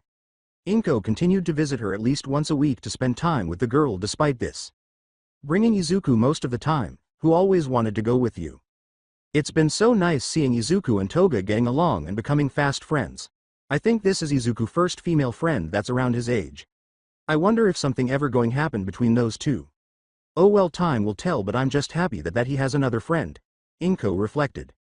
Izuku, waving his hands, asked, "Mom, are you good?" Shaking her head, Inko said, "Yeah, I'm fine, just zoning out a little. Now, Izuku, what do you do?" "I lift my spellbook up in front of me and cast Firebolt," Izuku exclaimed. "Roll for attack with advantage," Izuku said, right, as he rolled two 20-sided dice. "I got an 18. Inko said sheepishly, "Yep, that hits. Don't worry about damage, he only had 1 horsepower left." "Is combat over?" Toga inquired. "Yep, unfortunately, we're going to have to stop here. It's getting pretty late and they're about to kick us out. So, next week we can pick up where we left off at." A dejected Toga started packing up her things and said, "Ah, okay then. I know it sucks, sweetie, but this is what is best for you and it will only last a couple more months, okay? Afterwards we'll all go out to eat, okay?" Inko said, placing her hands on Toga's and speaking in a loving tone. Izuku added, with a slight smile, "Yeah, we could go get some American food like hamburgers, I know you love to eat those." Toga simply nods her head in agreement and gives them both a melancholy smile. "Yeah, that would be nice." Inko and Izuku depart the rehabilitation facility after cleaning up and bidding farewell for a few minutes. Izuku turned to wave and smile at Toga one last time before he entered the room. When Toga saw Izuku smile, he blushed and turned away, waving goodbye. As he enters the room, Izuku blushes after realizing what he just did. When Inko notices this, he starts to grin to himself at the brief exchange. An agitated voice said, "Ugh honey, you can do better than that." Izuku and Inko turned to the left and discovered the source of the voice, the receptionist, who was simply shaking her head in disagreement. "Don't waste your time on someone like this, trust me. Majority of those kids just end back up here or someplace worse. Just leave that weirdo and freak by herself," replied the receptionist. As Izuku opened his mouth to speak to the receptionist, Inko placed her hand on his shoulder. His mother shook her head no when Izuku turned to face her. With his mother glaring at the receptionist, who simply returned to reading her magazine, Izuku stormed out the door without even looking at her. Later that evening Eren said, "Okay, what's wrong? You seem pissed," following a bite of noodles. Sitting in the park, Eren and Izuku were both eating ramen from a noodle truck. "What made it give it away? Am I leaking Nen again?" replied Izuku. "No, you not. You just looked pissed. I don't need a Quirk or Hatsu to know that you're pissed." Izuku simply leaned back in his chair and gazed up at the sky. It was just the receptionist at the Toga's rehab center. "Let me guess, she said something about Toga, didn't she?" "Basically," Izuku said, merely glancing at his food, "it's just so stupid. She doesn't know Toga like me and my mom do. Toga is weird but in an awesome way." Izuku then allowed his thoughts to wander about the past few months with Toga, how much fun they've been, how much he's loved spending time with her, and Eren simply laughed as he saw Izuku blushing profusely while daydreaming. However, Eren quickly got Izuku's attention by tapping him on the forehead. Eren, who was also staring at the sky, said, "Izuku, you already know this, but people are always going to be like that." As Eren placed a hand on Izuku's shoulder, he said, "All you can do is ignore them and move on. They're not worth your time because people can change. Not quickly at times, but they do, trust me." Izuku looked at Eren and said, "Yeah, I guess you're right. Thanks, Eren. I needed that." He then continued to eat. Izuku finished his meal after about 5 more minutes, and Eren waited for him with patience. "Alright, no, if I remember correctly you said you have a new Hatsu for your Quirk Depository," replied Eren with excitement. Izuku exclaimed, "Yep," as his Nen encircled him and a book suddenly materialized in his hands. Rewind to 2 months ago. "Okay, show me the results of your training when it comes to your conjuration," Eren and Izuku exclaimed as they stood alone in the community center's gym. Izuku exclaimed, "Right." Izuku closed his eyes and focused his Nen until it encircled him. After about 30 seconds, his aura starts to develop around his hand, and eventually, a book forms. With a few minor adjustments, this book is very similar to the mage book he and his mother purchased from the D&D store. The book color was now a jet black with a crimson-green outline. "Nice. Took you a couple minutes though to conjure the book, but practicing to summon it over and over again will make that time go much quicker. Though it still looks like we need to go back to the basic and practice a little more," said Eren as he placed his hand on his chin. Izuku simply dead-panted as he considered Eren's forced return to the basics, which he detested but knew was beneficial for him anyhow. "Okay, so you got your book which is going to be your focal point when it comes to most of your abilities, but have you been thinking about a couple Hatsu? You don't want to have a lot but a couple which gives your versatile and fills some need of yours," replied Eren. "You don't want to mess this up, especially if you add nen vows to Yuhatsu. Which you won't be doing unless you let me know and until I feel like you're ready for it, Eren said with seriousness. Izuku swallowed as he gazed at Eren, who was rarely angry, but he composed himself and met Eren's eyes directly. I swear I won't, Izuku said. Eren calmed down and said, good, now what Hatsu idea you got? I got two actually. One being called Depository, which would allow me to store anything in my book. Oh, I see. It's like having a bag of holding on you. 1. That's great for storing things. 2. That allows you to always stay strapped, huh? I guess that fight with that hero kind of opened your eyes, huh? Said Eren with a smirk. I love it, though you're going to have to put some nen restriction on that so it can be useful to you. Yeah, I have a couple ideas about having a page limit, to writing down in detail about said thing going into storage. Look at you playing to your strengths. Eren exclaimed with pride, that's great. You already great at taking notes and stuff like that so you can max the crap out of it. Izuku simply blushed because of the glowing recommendation. Eren said, okay, what's the other one? With some peculiarities, it's essentially the same thing. I can use quirks after I write detailed notes about them. Izuku exclaimed with excitement, I call it Quirk Depository. After staring at Izuku in blankness for about a minute, Eren simply sighs and shakes his head. That's not going to work out like you think it's going to, replied Eren. Eren's hands went up just as Izuku was ready to inquire and ask why. Now, that doesn't seem like a bad idea at all. In fact, I think the idea is great and once again plays into your strengths of analyzing quirks and writing detailed notes, said Eren. I could explain to you why it won't work as well as you believe, but I'd rather you figure it out for yourself. Eren grinned and said, I'm going to help you make these two Hatsu because there isn't much risk involved because it's still a great idea. We'll see if you can identify the Quirk Depository's problem and, ideally, how to resolve it in about a month. Flashback end, I see that your conjuration has gotten a lot quicker, said Eren. As he opens his book and flips to a page with a sketch of a basic knife and a page full of information about said knife, Izuku simply nods in agreement. Eren caught the knife as it briefly hung in midair after it burst out of the book. Eren said, well, it looks like that Hatsu was a huge success. How many items can you keep in there? About 10 things. Well, with more restriction and increase of aura reserves I should be able to have more space. Izuku then flipped to 2 full pages, each containing a hand-drawn portrait of his mother Inko and thorough notes. Ah, so I'm guessing she was the first one you stored, huh? Replied Eren. Izuku grinned proudly and said, yeah, of course I wouldn't be here if it weren't for her. Eren picked up a rock and threw it a few feet away from them, saying, okay, now show me what you can do. Izuku's aura flared as he reached out and pointed his free hand at the pebble, which, after a few seconds, rose off the ground and floated in his direction until it reached his hands. Nice, Izuku. Eren clapped his hands. What was the sensation of that? As he held the rock, Izuku was smiling and perspiring a little. Aside from being a little exhausted, I'm fine, he said.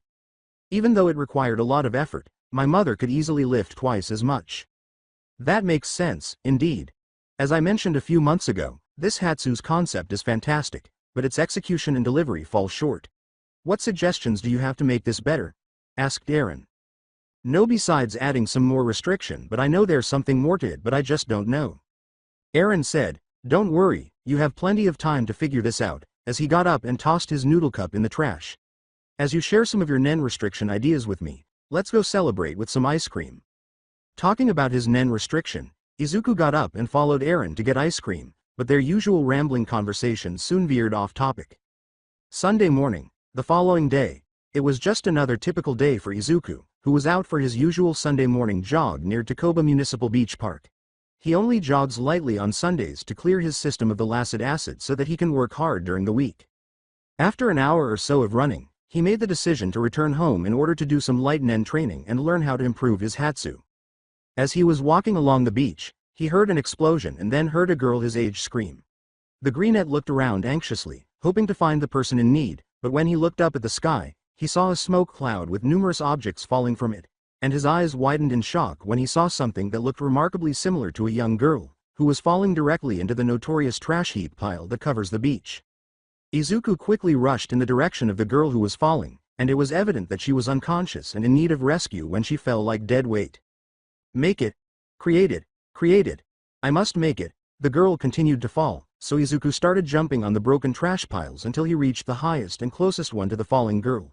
However, as he got closer, he noticed that the girl was still attached to the seat that was still a part of a large chunk of the device. Quirk Depository, Izuku yelled as he started to run as fast as he could while summoning it and flipping it to his mother's quirk.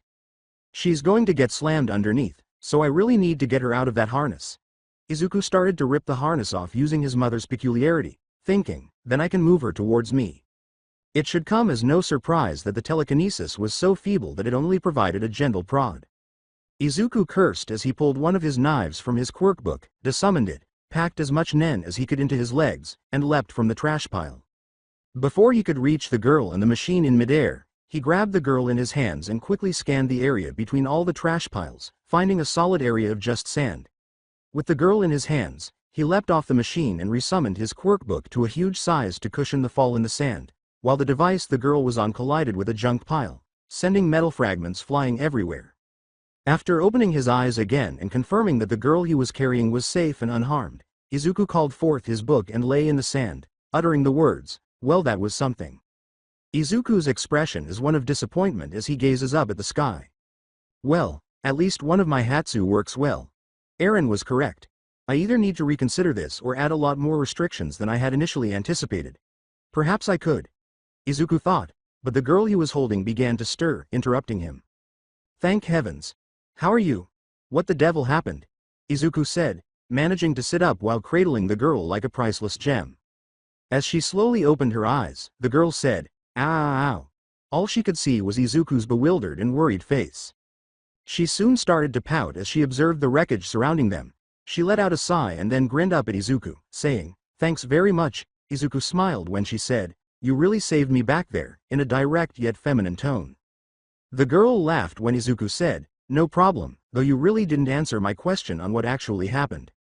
"Well, I was trying to carry some parts home so I can make some more babies." "Little ones?" Izuku cried out. "Yes, my darlings. I need to acquire additional components in order to continue inventing, thus, Babies," Izuku said, looking perplexed. The girl enthusiastically said, "Yes, my babies." She had no idea how strange that sounded. "Anyways, I built a small transformable cargo plane to carry as many supplies that I could back to my workshop, but I overloaded the weight system, thus causing it to malfunction and exploded," the young lady replied casually. "You constructed a tiny cargo plane that can be transformed. How did you accomplish that? What is your peculiarity? That's really amazing. Does it have intelligence?" Izuku started to mumble, but then his mind clicked. "Hold on." Izuku looked back at the girl's face and remarked, "You know you could have died right if I wasn't there." "Hey, there's always a risk in science." The girl said this while throwing her hands in the air, one of which struck Izuku in the chest. Both of them realized that Izuku was still holding the girl in his hands and that she was on his lap, even though their faces were only a foot or two apart and they had been talking the entire time. Izuku also noticed that the girl he was holding was very pretty, with pink hair and green-yellow irises in her eyes that resembled scope lenses with a cross in the middle. Izuku, who was nearly flushed, said, "May I ask you a question?" The girl said, "Yep, sure can," as she rose from Izuku, her face a little flushed. "By the way, the name is Hatsume Mei, and once again, I appreciate you saving me. Zoom is my quirk. It lets me use my eyes like a telescope." Mei grinned, and Izuku returned the smile with ease. He slowly rose from the sand and said, "Nice to meet you, Mei. My name is Izuku Midoriya." He then summoned his book into his hands and opened to the knife page in his book, placing his knife on it before it was absorbed into the page. "Is that a quirk of yours?" excitedly asked Mei. "Yes, it's a part of my quirk," Izuku lied casually. He was already too skilled at pretending that his Hatsu was a component of his quirk at this point. "You could be my transport cargo. Oh my god.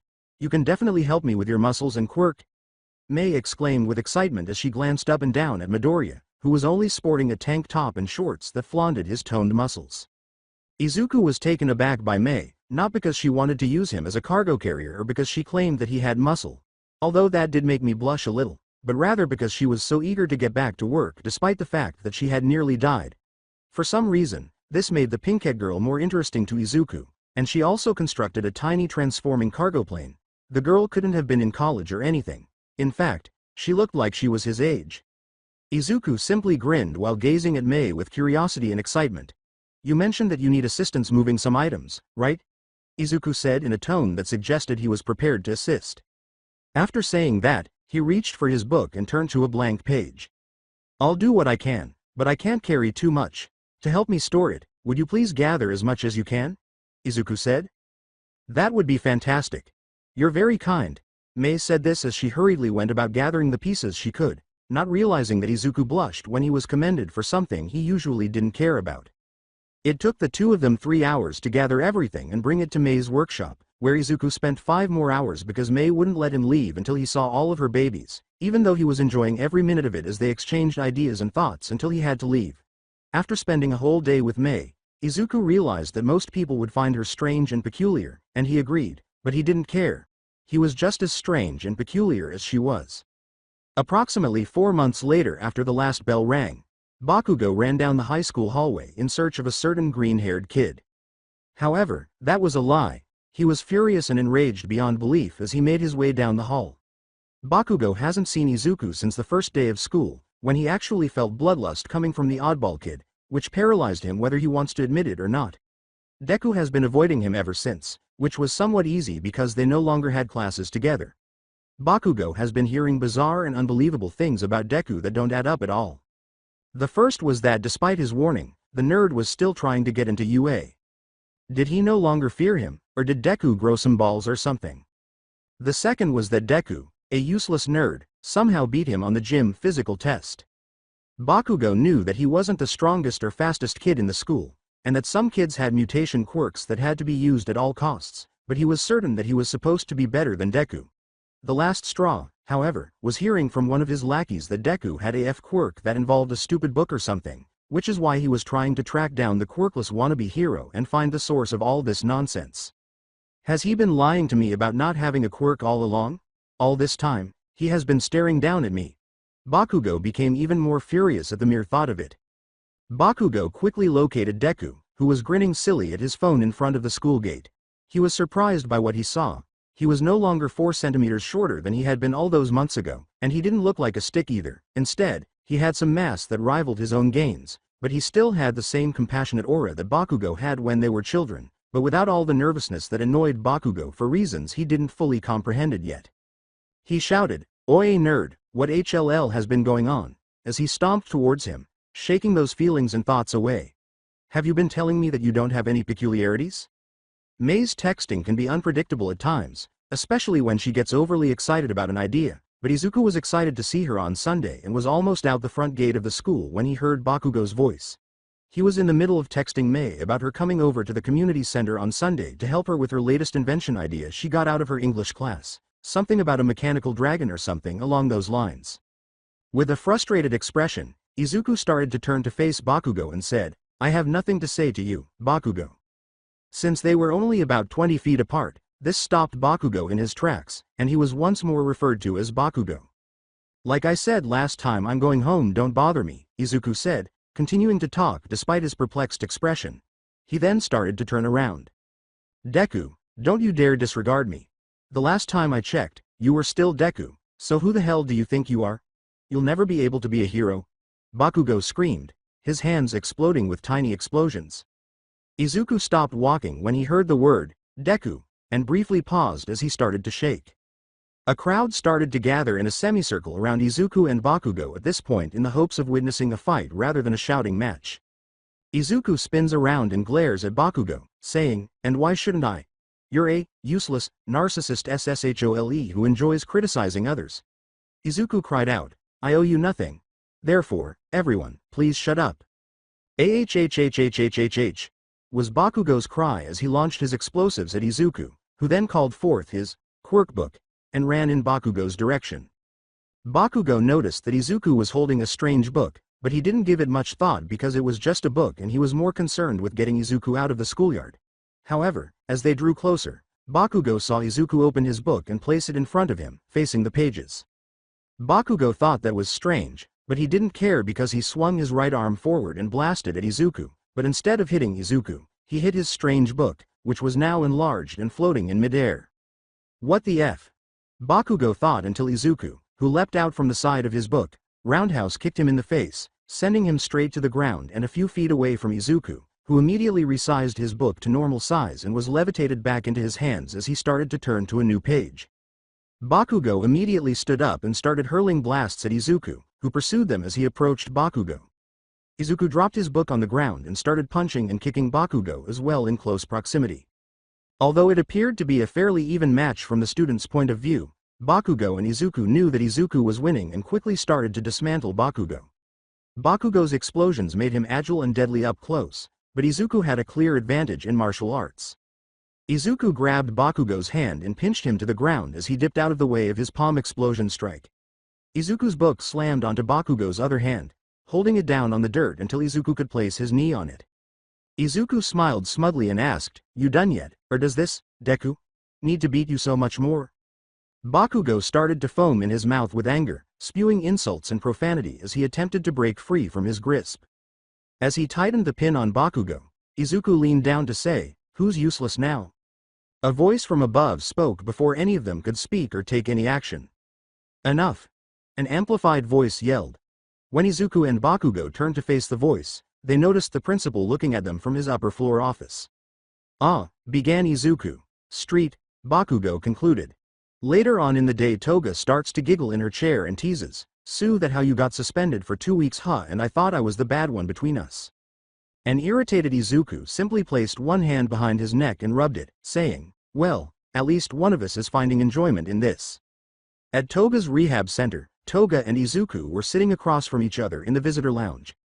Toga was doing well because she was almost ready to be released, which made Inko, Izuku, and Toga all excited for the opportunity to spend time outside the facility. In addition, there were only Izuku and Toga in the lounge. Inko was absent because he was running errands. "Well, I think this is fantastic because it means you can come see me on Wednesday," Toga said, giving Izuku a wink. Izuku turned to face Toga and attempted to give her a disapproving glance, but his blush prevented him from succeeding. Okay, so how did your mom and Eren take it?"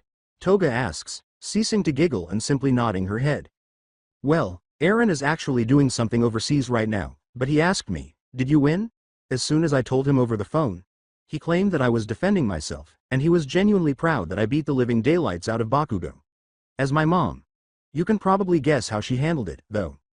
"Yeah, I can see on-eyed Inko's face when you told her, and I'm not surprised by Eren's response either." "Yep, so I'm in hot water with her, though mostly I think she's just disappointed and concerned for me, and to be honest I feel the same way," Izuku says as he tightens his grip. "Crap, Togai really messed up. I wasn't even particularly interested in fighting him." Izuku put his hands on his face and his elbows on his knees and said, "I just slipped back to being that weak and scared person I've been most of my life when he called me Deku.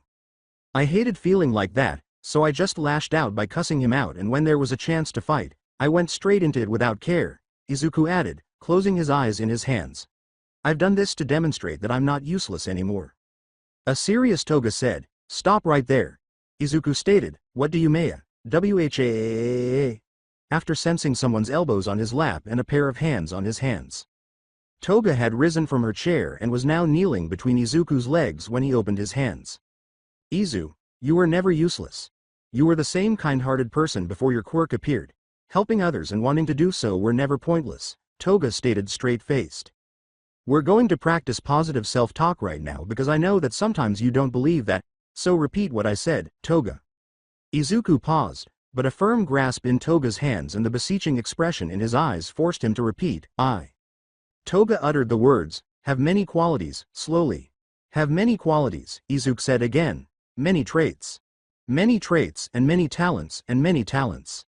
That make me unique and useful. That make me unique and useful." Toga said, but, after pausing, with a smile that Izuku wasn't prepared for and that made him feel something in his chest, Toga remarked, "I'm a wonderful person for who I am, not what I can do." Izuku stopped, unable to speak, and just stared at Toga's face until Toga squeezed his hands, telling him to go on. Izuku said, "But, I'm a wonderful person for who I am, not what I can do," with a glowing smile. "I am also a quirk otaku," Toga chuckled.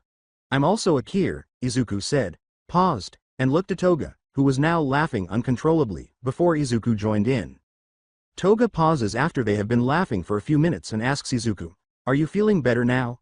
I am aware that everything is complicated and that this takes time, but still." With a warm smile, Izuku said, "Yeah, I'm feeling a lot better thanks to Toga. Even though getting suspended might prevent me from attending a hero school, I still should be, he continued until he could no longer feel Toga's hands.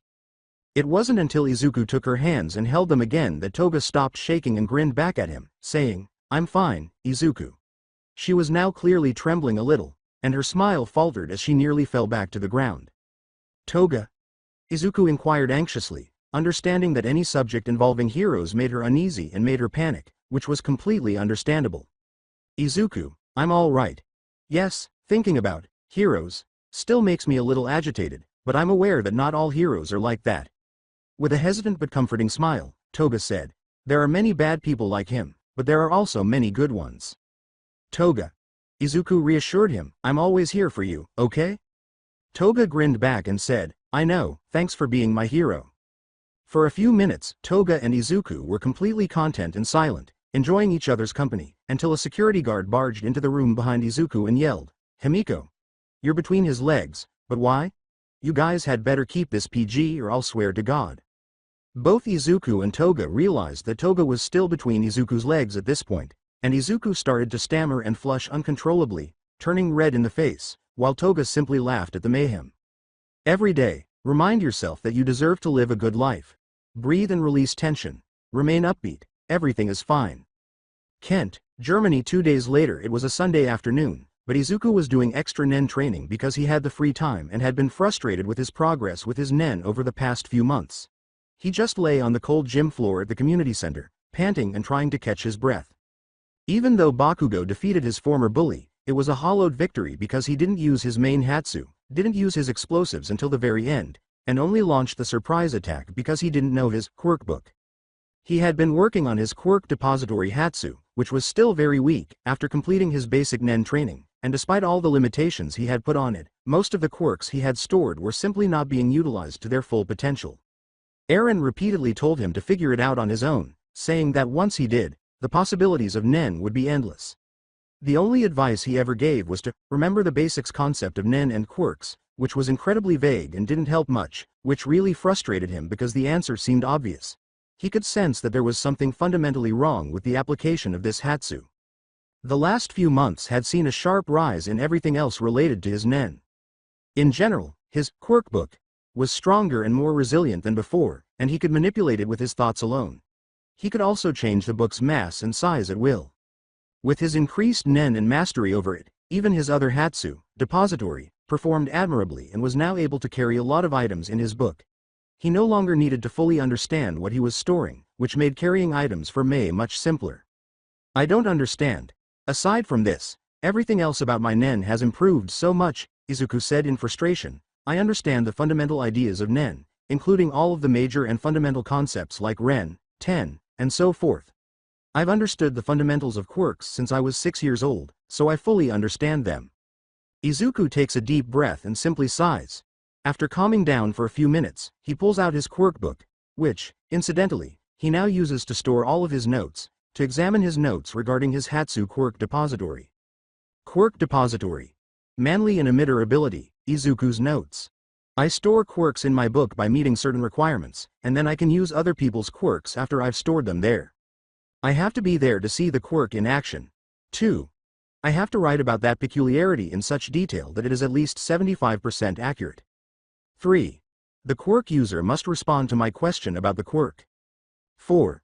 In my book, the quirk user needs to sign their name on the same page that contains all of the information. I must first summon my Quirk book. Crap, I really needed a better name than Quirk book. Anyway, and then turn to the page of the quirk I want to use.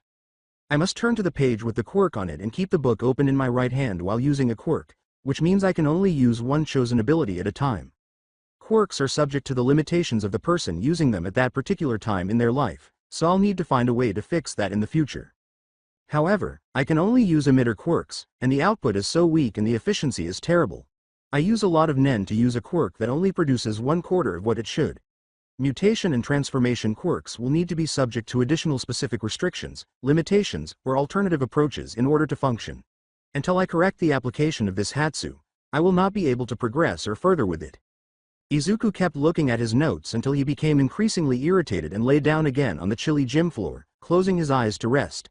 However, he heard a voice coming from the gym entrance just a short while later. "Zuko, are you inside?" shouted a voice that was too familiar. When Izuku gets up from the floor and opens his eyes to see a familiar pink-haired girl running towards him, he simply smiles as the frustration leaves his face. As the girl with the pink hair tackles him and embraces him, Izuku braces himself. "Hey Mei. It's good to see you too," Izuku said, giving Mei a hug in return. "You ready to go make some more babies? I brought the design to make our dragon. Is the 3D printer done with the drones? I want to go add some more babies to make them so much cuter. I also want." Mei asks Izuku as she releases him after a minute or so and starts to drag him out of the gym. As Mei pulls him away to the maker's lab, Izuku just laughs and tries to answer all of her questions, forgetting the frustration he once felt for a moment. Currently, the Markers Lab serves as the community's tech room at FEAST, the community center. However, by tearing down the walls, 4 classrooms were actually merged into one enormous space. The Maker's Lab was stocked with computers, Adrunio kits, 3D printers, soldering tools, and other equipment. Basically, anything an inventor could possibly want. For this reason, Mei would go to this room whenever it was her turn to visit Izuku at the shelter. There was a large sign on the front of the door that read, "Everyone is welcome here, and people of all skill levels are actively encouraged to come learn, create, and gain the tools they need to advance their education, research, aspirations, and community." Although Izuku was not as skilled as Mei in mechanics or engineering, he was a tinkerer with his hands, so he primarily listened, offered suggestions, and assisted with assembly when instructed. Izuku and Mei worked on new devices and inventions in the workshop for the remainder of the day. Mei would have to eat because Izuku would sometimes leave to work for the shelter or bring food. Until they heard an Inko's voice behind them, they continued to work on creating their small mechanical dragon. "Izuku. Mei, it's about to get late and I know you have school." "No Mei, just because Izuku isn't going to school tomorrow doesn't mean you're not going to. So Mei, it's time for you to head home, okay sweetheart? Izuku, can you please take her home, I need to finish some paperwork?" Izuku, who was in the middle soldering something, said, "Yeah sure mom." Mei shouted, 10 more minutes, while typing something on a computer. Izuku halted his soldering to gaze at her and said, "Mei," in a begging tone. "I apologize, Miss Inko. Could we please have an additional 10 minutes? All I have to do is download some software to my computer," Mei said, glancing at the elderly woman. "Okay.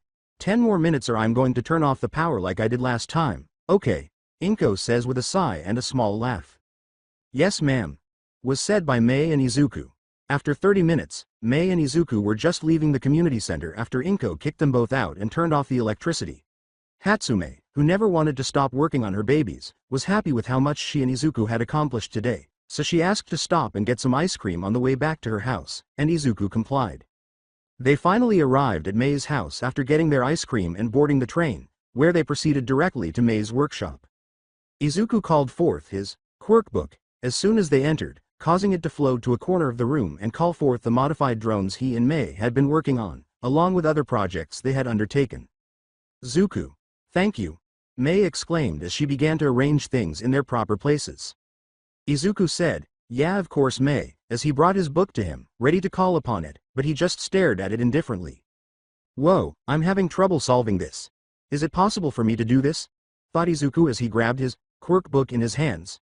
Izuku pondered with tears in his eyes. "I've been months and I still haven't figured this out. Is this the peak for me? With all the help I've been given, I may still." "Hey, are you okay? What's wrong?" Mei asked, her head cocked to the side in a perplexed and worried expression. Mei wasn't socially aware or very good at reading emotions, but she wasn't a moron and knew something wasn't right. Izuku simply sighs and collapses on a stool, saying, "Yeah Mei, I'm just stressed and frustrated." Mei pulled up another wheeled stool and said, "Well, tell me about it then. Can't have my baby-making partner be down in the dump." Mei's remark about being her baby-making partner made Izuku blush, even though he knew it required invention. An hour later Izuku summarizes the events of the last few days and then casts a dejected glance downward. To get his attention, Mei loudly clapped her hands together. "Well, first off, Bakugo is a jerk and plain stupid," Mei stated this quite bluntly. "You not useless at all, you're great at making babies with me, you help take care of me and a lot of other people, and you're already a hero. You saved me when I fell out of the sky," Mei said with a smile. Mei, however, looks away after saying all of that and starts to pinch her fingers together before continuing, "You're my hero, and my best friend." Izuku was shocked to see Mei in this state at this precise moment. She is more raw and vulnerable than he has ever seen her. Though not as blunt as she usually is, her emotions are raw. But as soon as that vulnerability appeared, it vanished, and Mei quickly shook her head, returning to her typical beaming smile as she raised 2 fingers. Mei put her hand to her head and said, "Now for the second thing. You will get better at your quirk, but you still go to focus the right way. There is a quote that I really like that goes like, when we build on our strengths and daily successes, instead of focusing on failures, we simply learn more," Mei said. "We're both great at coming up with ideas and making inventions together, so, with both us working together, I know we can figure out how to make your quirk better." Mei's wise words once again left Izuku speechless. That sounded like an anime quote. Have she been watching the films and anime that he and his mother suggested to her? He reasoned that rather than the memorable quotes, she would prefer the science fiction and technological elements. Izuku was about to ramble on about the movie or anime from which she had taken that quote when Mei abruptly stood up and said. Mei yelled, "So let's brainstorm," and pulled Izuku over to her desk. Following about an hour of diagrams, illustrations, and an explanation of his quirk, he and Mei are both seated in chairs, examining the boards that have recently been scrawled with information from the previous few hours. "Yeah, this is definitely difficult," Mei said, casting an interested glance at Izuku. "Yes, that's where I get stuck. It seems like I'm missing something so obvious, Izuku said in frustration. "I had the same thought. Your quirk is really strange and unusual. However, I think we're missing some important details about it," Mei remarked, returning her attention to the board. Feeling bad about not being able to tell Mei everything about his quirk, which was actually just a Hatsu ability using Nen, Izuku simply turned his head away. "Anyway, I need to use the restroom, but I have some test ideas. I'll be right back," Mei cried out as she walked out of the room. As soon as Mei left the room, Izuku pulled out his quirk book and started reading his notes about his Hatsu. However, he quickly put his book back on the table and got up to go to the mini fridge in the workshop's corner, where he discovered a canister filled with a blue glow liquid. Too exhausted and irritated to care what the mystery liquid was, he took out one of the many energy drinks she had. Izuku eyed the energy drink, which he usually advised Mei not to have one every day, and then he opened the top and put it to his lips, taking a short swig at first, then a long drink until he was halfway through. "Wow, that's some awesome stuff right there," with a loud cry, Izuku exclaimed. "He heard, I've been trying to tell you that," from behind Izuku, Mei said. Izuku was shocked to see Mei holding and reading his quirk book when he turned around. "Mei," Izuku exclaimed as he released his quirk book in Mei's grasp. "Why do you do that?" he asked, not even caring that he had essentially taken the book away from her. "Oh, it's just that my quirk book also functions as a journal, so you know," is a quick lie that comes to mind. Izuku becomes self-conscious of his recent lie as Mei looks at him bewilderedly for a moment. Mei acknowledged, "Oh, your quirk book also serves as a journal. I apologize for that." "Well, I didn't see anything besides weird hexagon diagram that had a word at each of the 6 points with a percentage. What is that about, because I saw that one of them there had emitter and conjure?" Mei asked with interest. Izuku stared at Mei as she spoke, speechless and unable to respond. Did she figure out Nen? Eren told me that no one but Mom is supposed to know. Oh my gosh. Izuku was thinking. I'm guessing it has to do with your quirk, right? I don't know what the enhancement, specialization manipulation and the other one that I didn't get the chance to see do with you quirk. Yet, I can guess conjugation is making the book and emission is using emitter's quirk, right? Mei said as she started to bounce around. Dang. She is something else. Izuku thought as he looked at Mei, worried that she might have learned about Nen. This thought quickly turned into a smirk.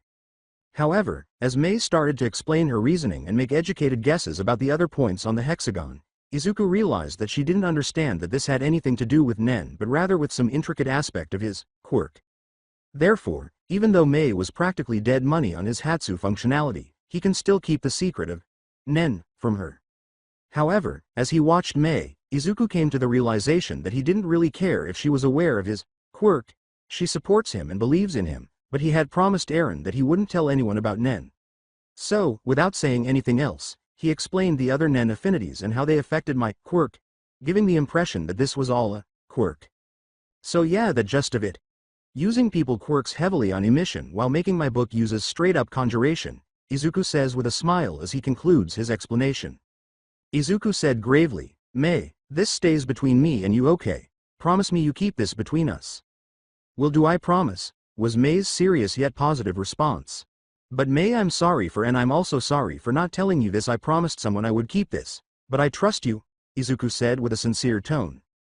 After hearing this, Mei appears agitated but quickly responds, it's okay, Zuku.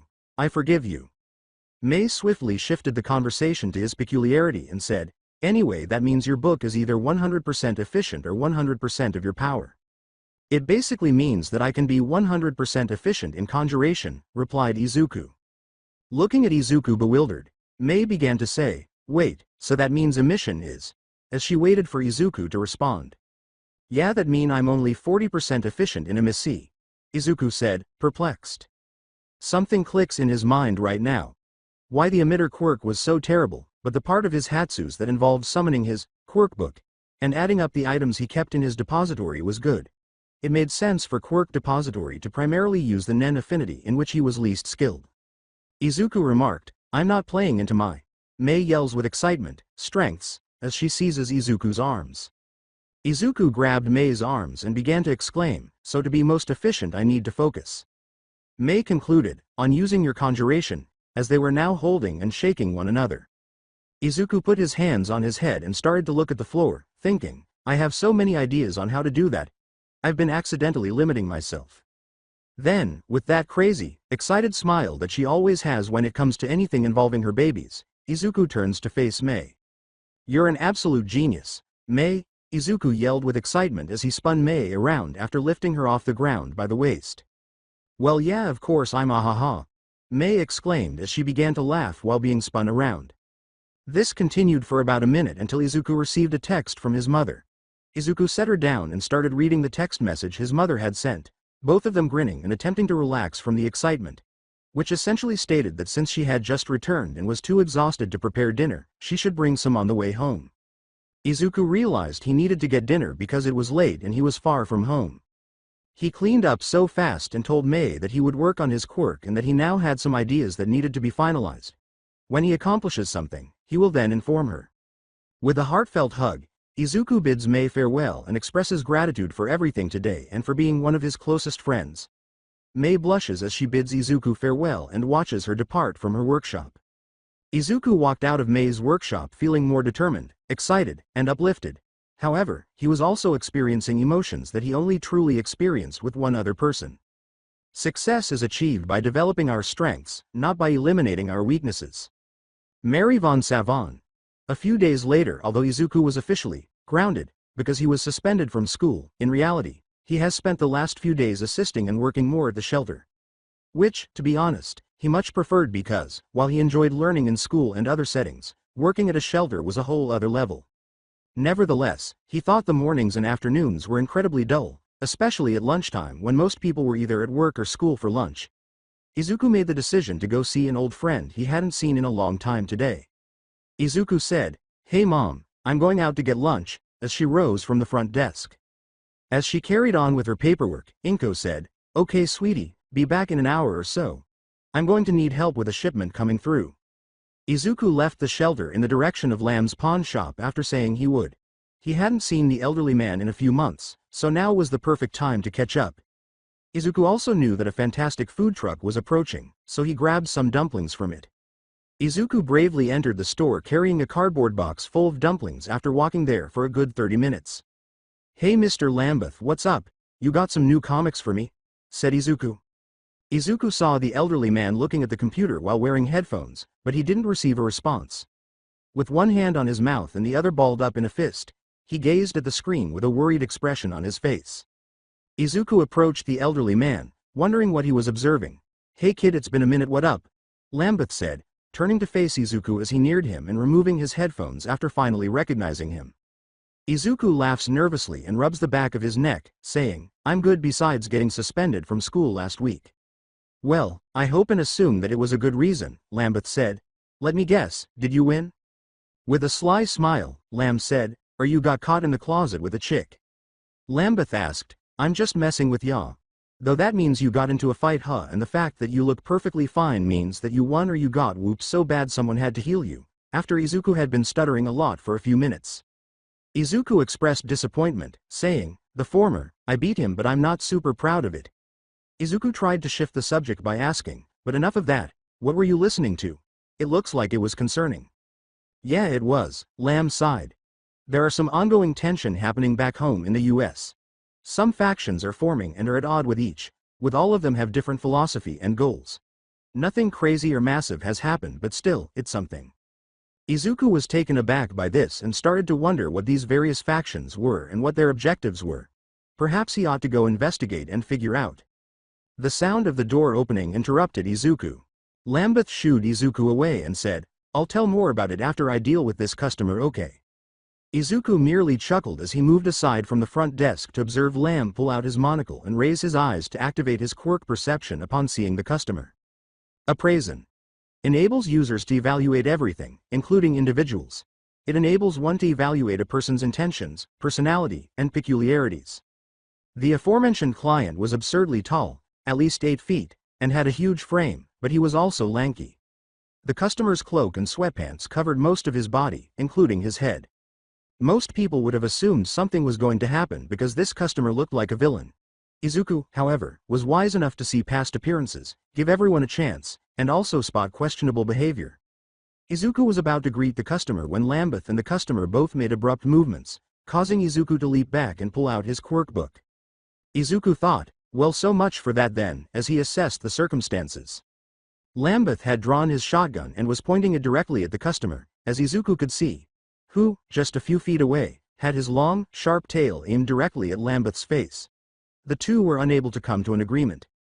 However, the customer's cloak fell off his body, allowing Izuku to see him in full thanks to the abrupt movement. The client appears to have whitish and blackish skin, mandibles in place of a mouth, long, dreadlocks that seem to flow from their head, and eyes that are pure black as if they are in deep space. The client's enormous tail appeared to be as tall as they were. Almost like armor, the customer's body was covered in what appeared to be scales. It resembles a predallion, a xenomorph with opposable thumbs and claws. I'm terrible at descriptions. You can click on the link at the end of the chapter to see a better picture of him. "Money, valuables now," exclaimed the customer, whose gruff voice made him sound like a savage animal. Izuku opened his mouth to speak, but Lambeth interrupted. Lambeth nodded at the customer's tail and said, "Look, I know some of your intentions aren't great and I can easily see that. Yet, I sense that you really don't want to do this at all. Kind of like you have no choice of doing this and you're somehow forced." At this point, the customer heard Lambeth's words and snarled like a savage. However, Izuku and Lambeth noticed that the customer's tail briefly faltered while still pointing in Lambeth's direction.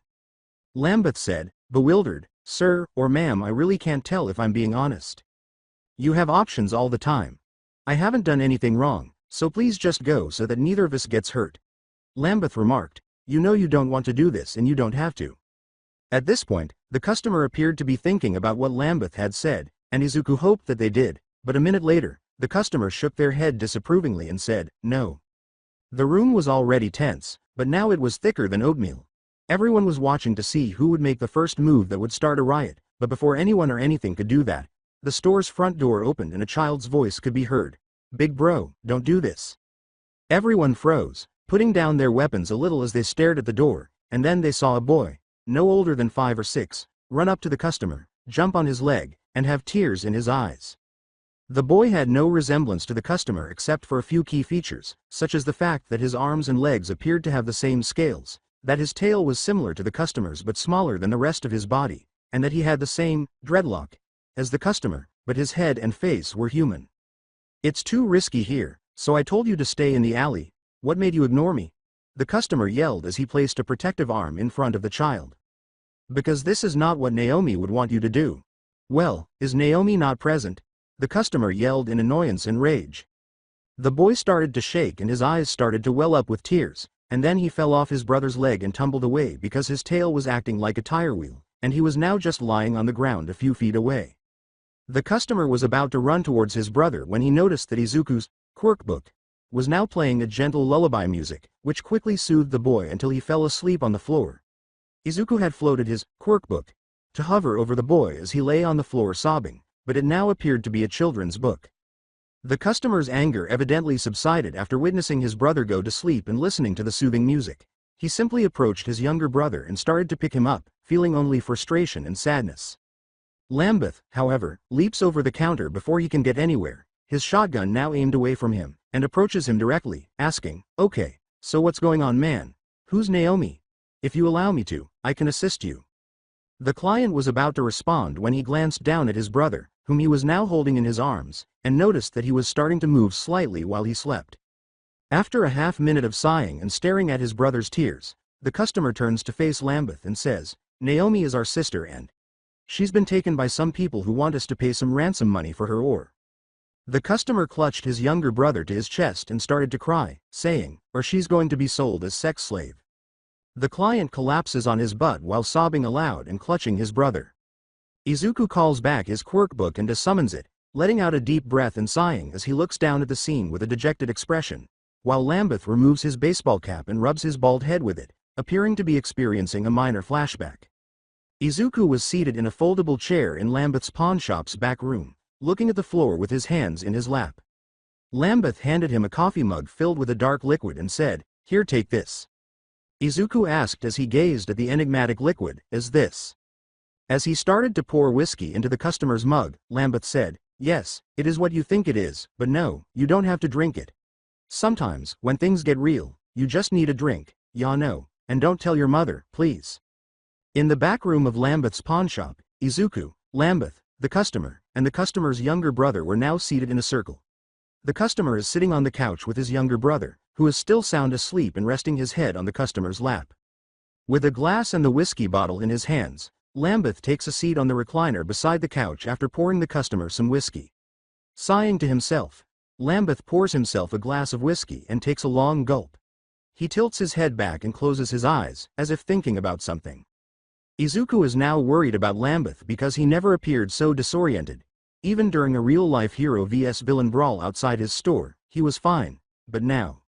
Finally emerging from his daze, Lambeth gives the customer a compassionate yet resolute look. Lambeth took a tiny sip of his drink and asked, "All right, John, how did this all happen?" The customer, John, strokes his younger brother's head and starts talking about what happened to his younger sister. He explains that Trey, who was his younger brother and was sleeping soundly on his lap, was also present when Naomi was taken and told him everything that had happened before.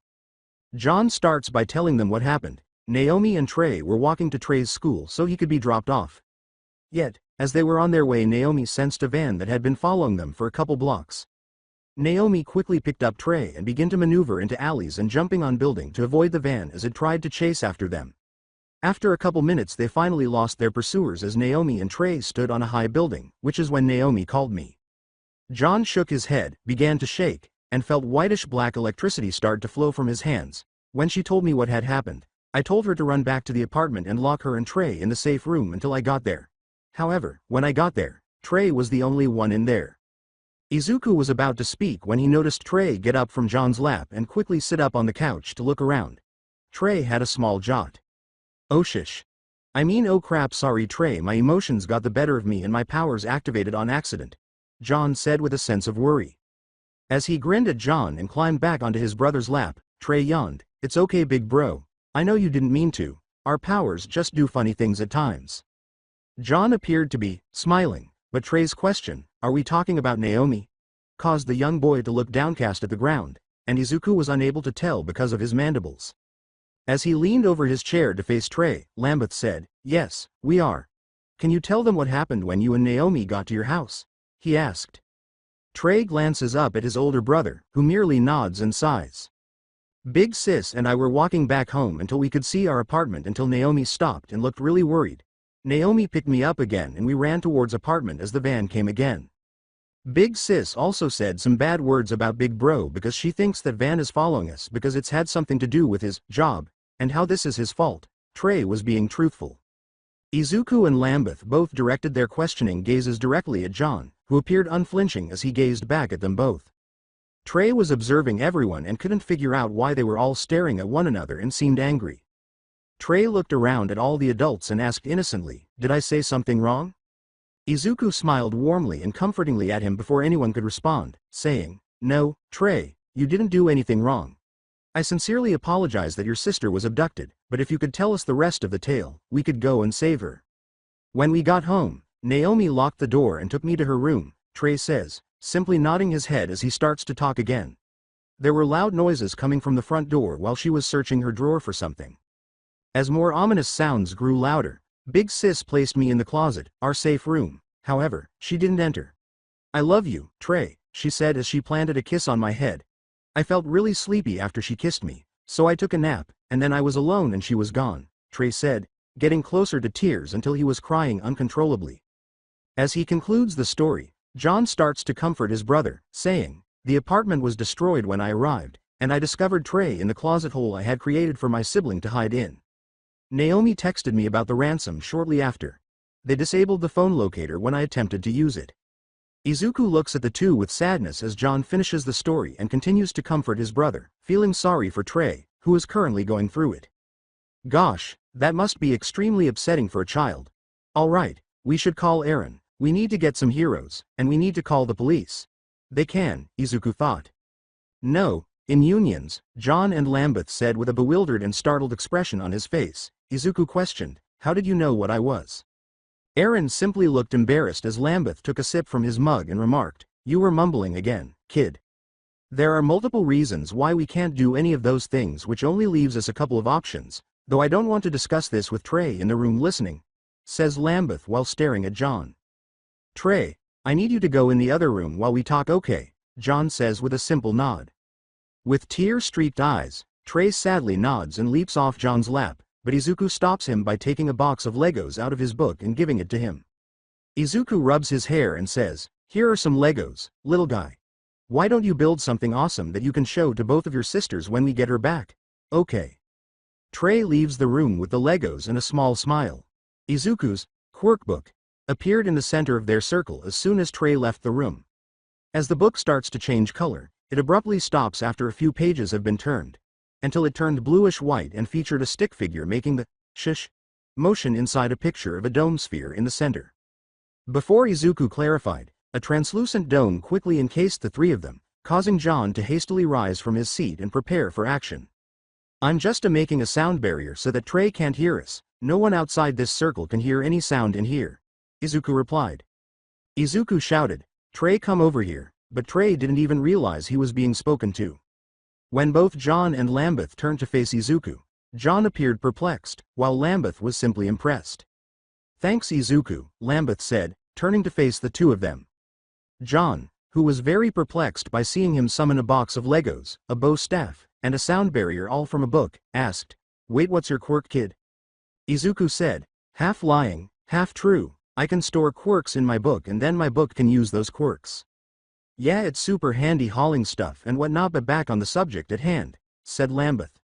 Now one of the reason is that usually when it comes to human trafficking there are always some corrupt police, heroes, government officials, and everyday people who are being paid off to turn a blind eye. Trust me, I've seen my fair share of it and it's disgusting, said Lambeth with a frown on his face. We also don't want to get anyone else involved because if we somehow do get caught trying to help or save her we get hit with vigilante charges. We do not want to bring anyone else into the fold and get them caught in this.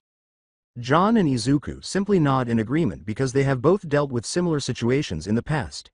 Izuku specifically wants to ask one of his friends for assistance, but doing so would endanger their lives, and Eren is currently out of the country. Besides, even if we told the right cops, it can take them a while to get paperwork and whatnot. A hero could work, but for one major reason. He was staring at John. While pointing to John, Lambeth remarked, I'm pretty sure he's done some crimes with his job. Yeah, I used to work for a crime boss, but it has nothing to do with Naomi kidnapping. No one knows who I am because my old boss, which made sure I was never seen. No, or those who have seen me in action are now dead, John said bluntly, not even blinking as Lambeth says this. Izuku listened to John's words and flinched as his blood briefly went cold. As he looked at Lambeth, who seemed unconcerned by what he had just said, Izuku thought, he's killed people before, he's a villain. Should I be talking to him? Wait, why does Lambeth seem indifferent about all of this? You sure about that? Lambeth asked, shocking Izuku by utterly disregarding what he had said. Positive, there were already multiple kidnapping in the area. Was planning on getting us moved after I finished my assignment, but my last payment never came, said John. Crap baskets, that means that these aren't your common kidnappers, rather they may be with an organization or group, stated Lambeth.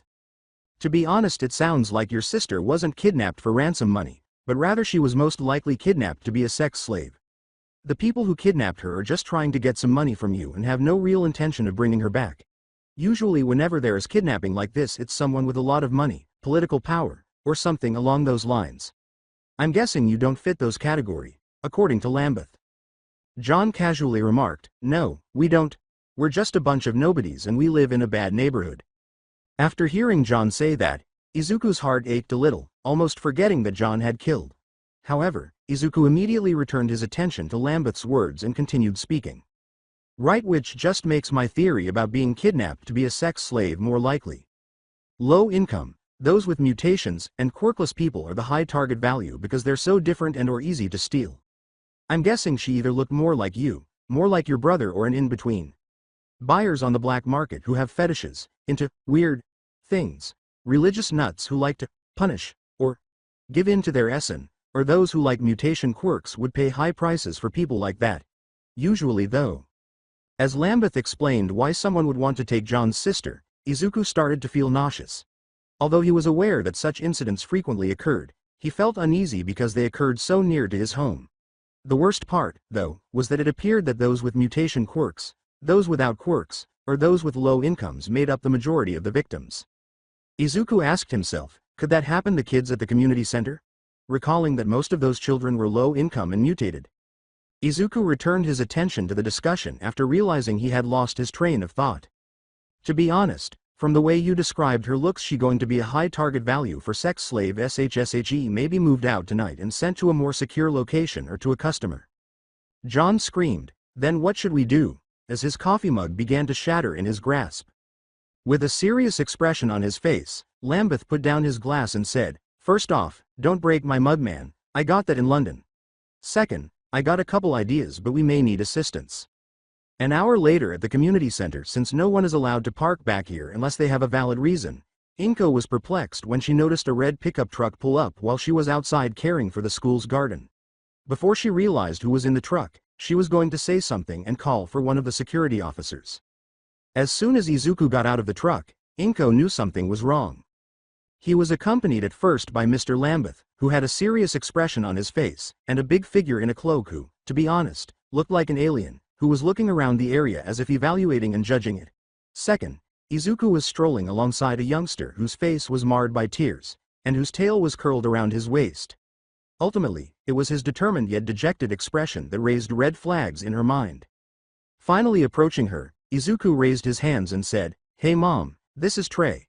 Do you need to watch him for a bit?" "Oh." "Izuku, what's going on?" Inko interrupted, refusing to put up with this bullshit. Izuku walked past his mother with Trey following him, saying, "I'll explain inside, okay," as he stood there staring at her with sad and anxious eyes. As she followed her son inside, Inko simply stared at him in disbelief and concern, thinking, I can tell he's going to do something stupid. Izuku appeared to be walking to his grave as Inko followed him to what appeared to be her office, which only made her concerns worse. Izuku told Trey to take a seat in one of the numerous chairs in Inko's tiny office when they eventually arrived. "You know I love you, Mom," he said as he quickly turned to face his mother and gave her an embrace. "Oh baby, I know you do, and I love you too," Inko said, stopping for a moment before returning the hug and breaking down in tears. "Okay, let me run to the bathroom before I tell you what's going on, okay," Izuku said as they stood there for a few minutes. Before Inko had a chance to respond or speak, Izuku kissed her forehead and left the room.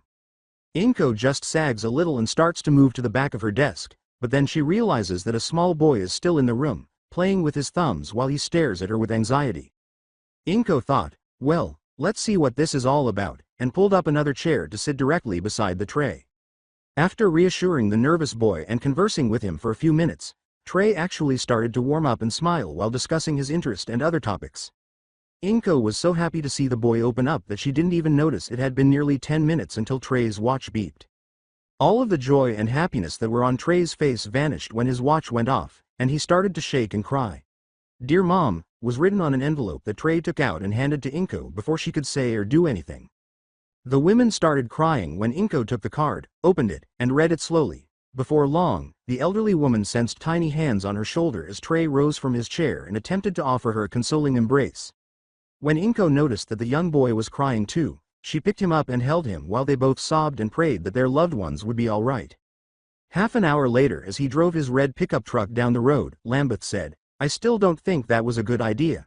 What if she calls the police or tries to come after you?" For the last 30 minutes, Izuku and Lambeth have been arguing and debating Izuku's extra action. Izuku said defensively as he continued to stare out the truck window, "What was I supposed to do? Risk me not coming back and not saying goodbye to her?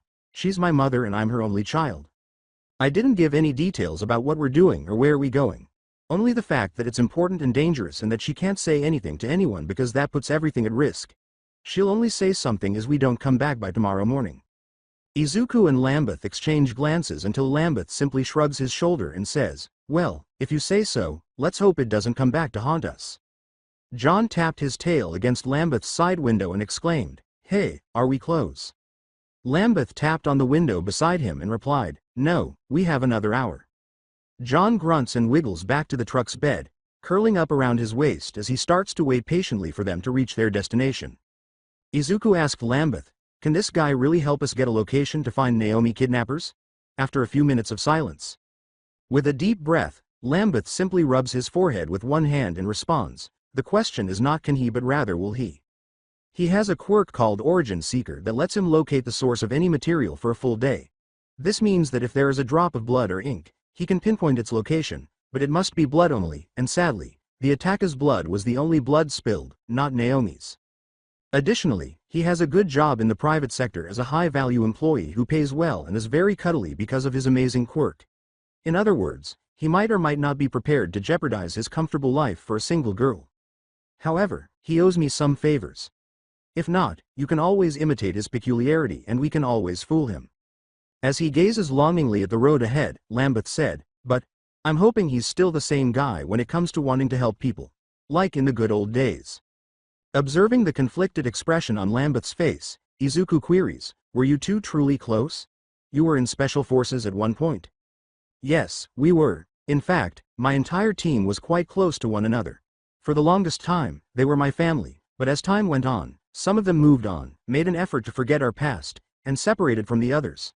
Others, however, are simply scarred and unable to lead normal lives as a result of everything we have witnessed and experienced."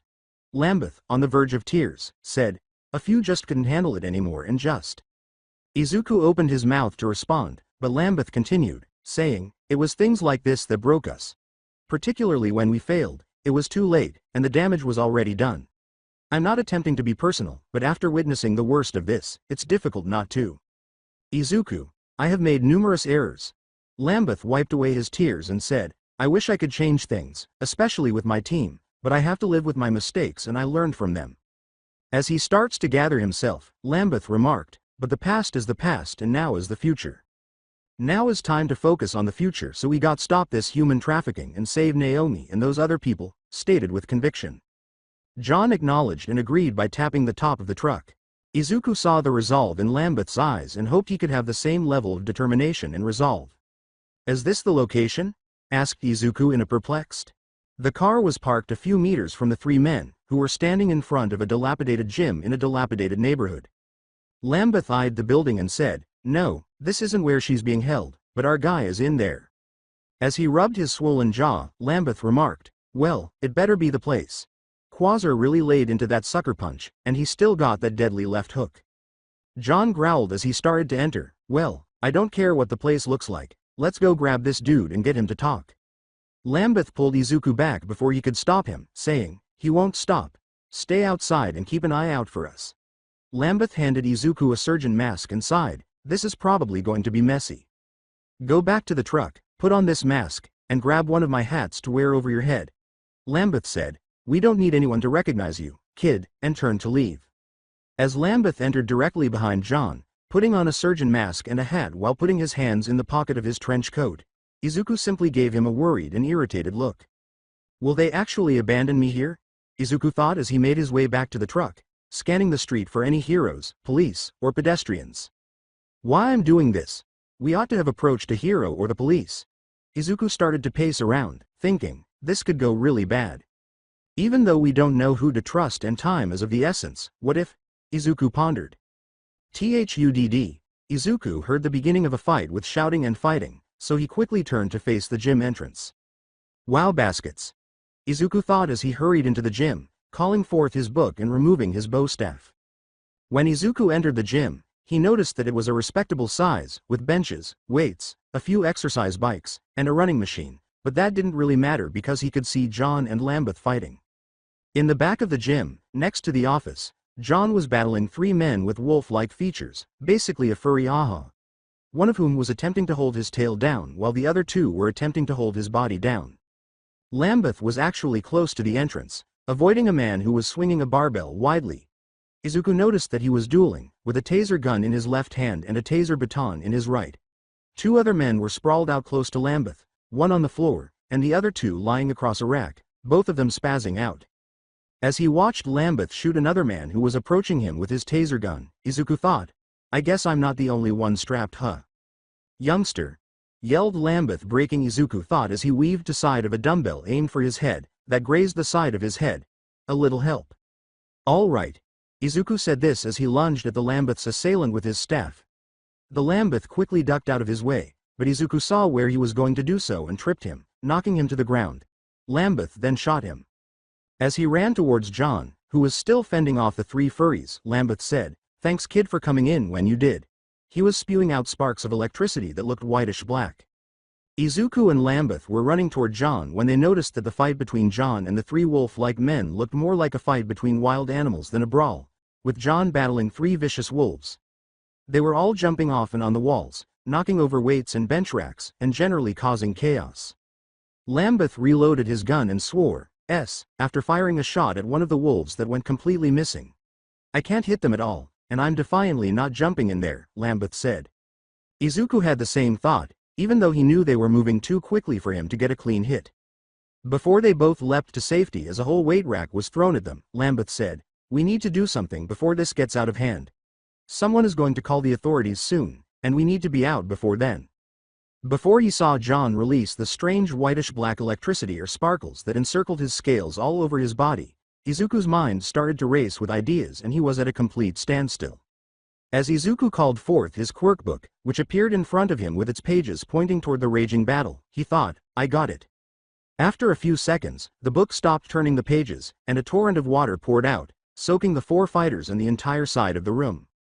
When Izuku noticed that the entire gym side was not drenched, he shrugged his shoulder and thought, well, I was planning on using that stored seawater for a surprise water balloon fight with the kids at the community center, but oh well. Now, Izuku called out to John, anticipating his surprise. When John heard Izuku's yell, which caused all 3 of the wolf-like men to panic, one even tripped over a fallen dumbbell. He immediately clasped his hands on the wet floor, the whitish-black electricity, sparkles coursing through his hands, but none of the wolf-like men were harmed. The water surrounding Lambeth briefly rippled, but then it disappeared. Izuku and the 3 wolfmen simply stared at John in bewilderment until Lambeth rushed over to the one on the ground and used the taser gun to shoot him. Hold him down, kid, Lambeth remarked as he started to stab the wolfman with his taser baton while the latter was attempting to stand up. Izuku swiftly moves toward Lambeth to cover him after enlarging his Quirk book and slamming it down on the struggling wolfman. One of the other wolfmen lunged at them both from the ceiling, his teeth gleaming and baring, just as swiftly as Izuku had followed Lambeth. Crunch. The wolfman was hurled across the room and into the air, and John screamed like an animal as he lunged at the other wolfman who was running toward him. John's tail struck the wolfman's leg instantly, shattering it. Kid, he's still resisting, so I need more pressure, remain down, as he frantically continued to stab the wolfman, who was still having difficulty getting up but would not stay down, Lambeth yelled.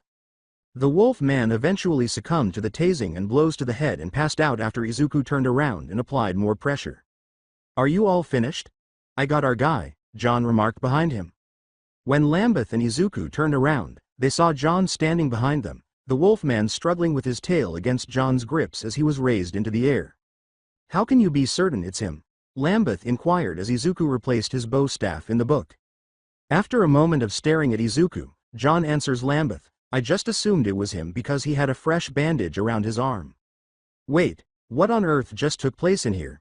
Don't you just attack because you saw the guy and thought it was him? asked Izuku, looking puzzled and worried. John remained silent until Lambeth spoke, searching around and rubbing the back of his neck. With his taser gun in hand, Lambeth casually shot another man who was attempting to get off the ground, saying, "It kinda happened like that, but they technically attacked first."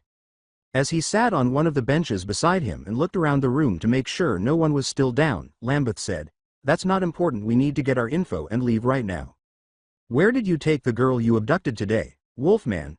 As he gestured to John, Lambeth remarked, "She looks like him, but more human." Just as the Wolfman in John's tail starts growling at Lambeth, John starts to tighten his hold on him. John tried to control his rage as he said, "You need to answer our questions before your day goes bad to worse." Izuku was expecting the Wolfman to be shocked, but again, this did not occur. Instead, it appeared that the scales on John's tail started to sever the Wolfman's body as he continued to tighten his grip, causing the Wolfman to whimper like a dog.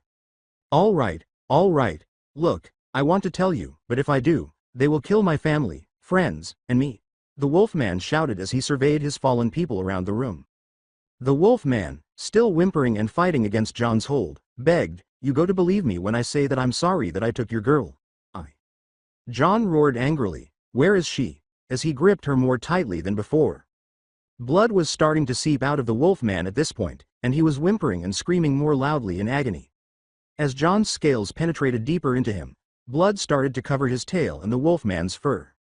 The sight in front of Izuku startled him and made him feel uneasy. He glanced at Lambeth to see how he was responding to everything, but to his dismay, he appeared to be doing just fine while he watched John continue to cut and squeeze this man, the blood now flowing out at a rapid pace. "This is too far, guys, we need," Izuku says, pulling out his bow staff and returning to his quick book. The Wolfman begged, Okay, I'll tell you everything, just please stop," in between cries. John drops the Wolfman on the ground right away, and Lambeth says, "Well, get talking then," as he stands above him holding a notepad. After a few minutes, the Wolfman shared all of his knowledge about the clients they serve and where they are. As he walked around the room to make sure no one was getting up, Lambeth stopped talking notes and approached John, who was using one of the gym towels to wipe the blood off his tail. While keeping a lookout near the front door, Izuku noticed this and watched with great concern as Lambeth and John started speaking. Izuku just glares at them both, so it would be an understatement to say that he was angry and confused. After about a minute, Lambeth started to approach the Wolfman that John had just cut, and John started to move in his direction. "We need to head out, kid, we got our location. It's pretty far away, at least an hour or two, but we're gonna have to stop and grab some food so we can be at full strength," said Lambeth. Even though Izuku could hear everything he said, he was focusing on John to see what he was doing to the already dead Wolfman. The Wolfman started to whimper again as John's tail gently poked his thigh while whitish-black electricity or sparks appeared. Izuku started to approach John while clenching his fist, but Lambeth stopped him in his tracks. "Hey kid, he's not going to kill him, he's healing him to make sure he doesn't bleed out," replied Lambeth. Izuku was about to argue with Lambeth when he heard the Wolfman whimper, but he didn't believe him for a moment. The Wolfman fell into a deep, peaceful sleep on the floor, whispering, "Thank you and, I'm sorry." John simply looks down at the man after pulling his tail away from him. After letting out a long sigh, John started to leave, with Izuku trailing behind Lambeth. After half an hour, Lambeth was driving through a dilapidated neighborhood when the truck fell silent. Lambeth just used his burner phone to call the police, but it broke. He had contacted them to inform them of the kidnapping at the gym and the confession tape. However, Izuku's thoughts were racing as he considered everything that had just transpired. He simply grew angrier as he considered it more and more until he was unable to take it any longer. Silently, Izuku said, "Stop the car." With a simple sigh, Lambeth stops the car and pulls into a large parking lot. Izuku hurriedly exited the vehicle and slammed the door as he approached John, who was still seated at the truck's trunk.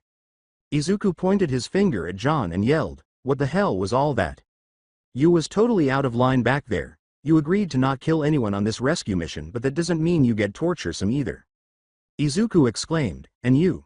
and gestured to Lambeth, who was now standing outside the truck and resting on its side. "You went along with it too. What is wrong with you? That's not what heroes do. You guys were acting like straight villains in there." Izuku furiously glared at the two people who were unimpressed by his speech. At this moment, John climbed out of the truck's trunk, leapt out, and started to leave. He left after taking just a few steps, until he halts in his tracks and retaliates in irate strides toward Izuku. "Kid, Wake the F up. The world isn't as black and white as you think. You don't think heroes or government don't do similar shish huh? Even if they don't, do you think I really care about that right now? Replied John. My sister is about to be shipped to God knows where as a sex slave for the rest of her life, and you don't think I won't do everything in my power to save her? You're telling me that you wouldn't do the same for your mom? Stated John with an inquisitive expression. Izuku simply averts his eyes from Lambeth for a moment out of embarrassment. John, who had been trembling with anger the entire time, suddenly just stared at the sunset. John said, almost in a whisper, as tears of annoyance started to well up in his eyes, when we escaped, I promised that I will never let my sibling be abused like that again. So I don't care if you call me a villain, I've been called a villain all my life. I just want my sister back and I'll do whatever it takes to get her back. So if being a villain is the only way to save my sister, then I'll be a villain. John said with determination and sorrow. John said, Lambeth, let me know when you're ready to go, as he left the group, carrying an MRE from the truck. After removing his baseball cap, Lambeth approached Izuku, who was considering everything John had said. Look kid, I get it. What we just did wasn't great, but we needed to do it so we can save those people. I don't regret it at all. Sometimes you got to do bad things to make things right. You don't have to agree with that at all, but that's how I feel about stuff like this. Hell, even you feel like that a little, you're not an official hero, yet here you are. Izuku stood silently, staring up at the sky as the sun started to set over the dilapidated structure. Looking at John, Lambeth said, you don't have to come with us if you don't want to come. Though I would be lying to say that we wouldn't need your help. He is ridicule's strong, but he's not invincible. That and his temper may get his sister and the other captures killed. It's your choice, and I won't think of you any less. You have your whole future ahead of you. I just know that I can and will no sit this one out when I can do something. Not like I did in the past. Said Lambeth as he touched Izuku's shoulder. As he made his way to the truck for an MRE, Lambeth said, tell me in the next 5 minutes what your decision is. Izuku simply returned his attention to the sunset while he thought about what he had just heard. Izuku took his phone from his pocket as the night sky began to gradually take over. He went to his lock screen, which featured a photo of his mother at the community center and his Quirk class, with his phone in airplane mode so his mother couldn't find him. As they took a silly photo with his mother embracing Sarah, he noticed all of his laughing and smiling students. Izuku simply stares at the picture until he smiles a little and returns his phone to his pocket. Izuku takes a deep, long breath, lets it out, and then walks back to the truck. John and Lambeth were waiting for him there. Izuku reached in the back for an MRE and said, okay, let's do this, but no killing. The words, we'll do our best, were spoken by Lambeth before John could finish his sentence. As he opens the MRE and starts eating the candy, Izuku simply sighs. All right, let's get going then, he says, taking another bite. Looking through the binoculars, Lambeth said, okay, I think they're in the storage unit closest to the warehouse. John, Izuku, and Lambeth were hiding on a balcony overlooking the ship port, where scores of storage containers were stacked and lying around. Izuku asked, peering through his own binoculars, how do you know? Lambeth smiled at Izuku and shrugged his shoulder, saying, call it an experienced hunch. I've been doing this for a lot of years, kid.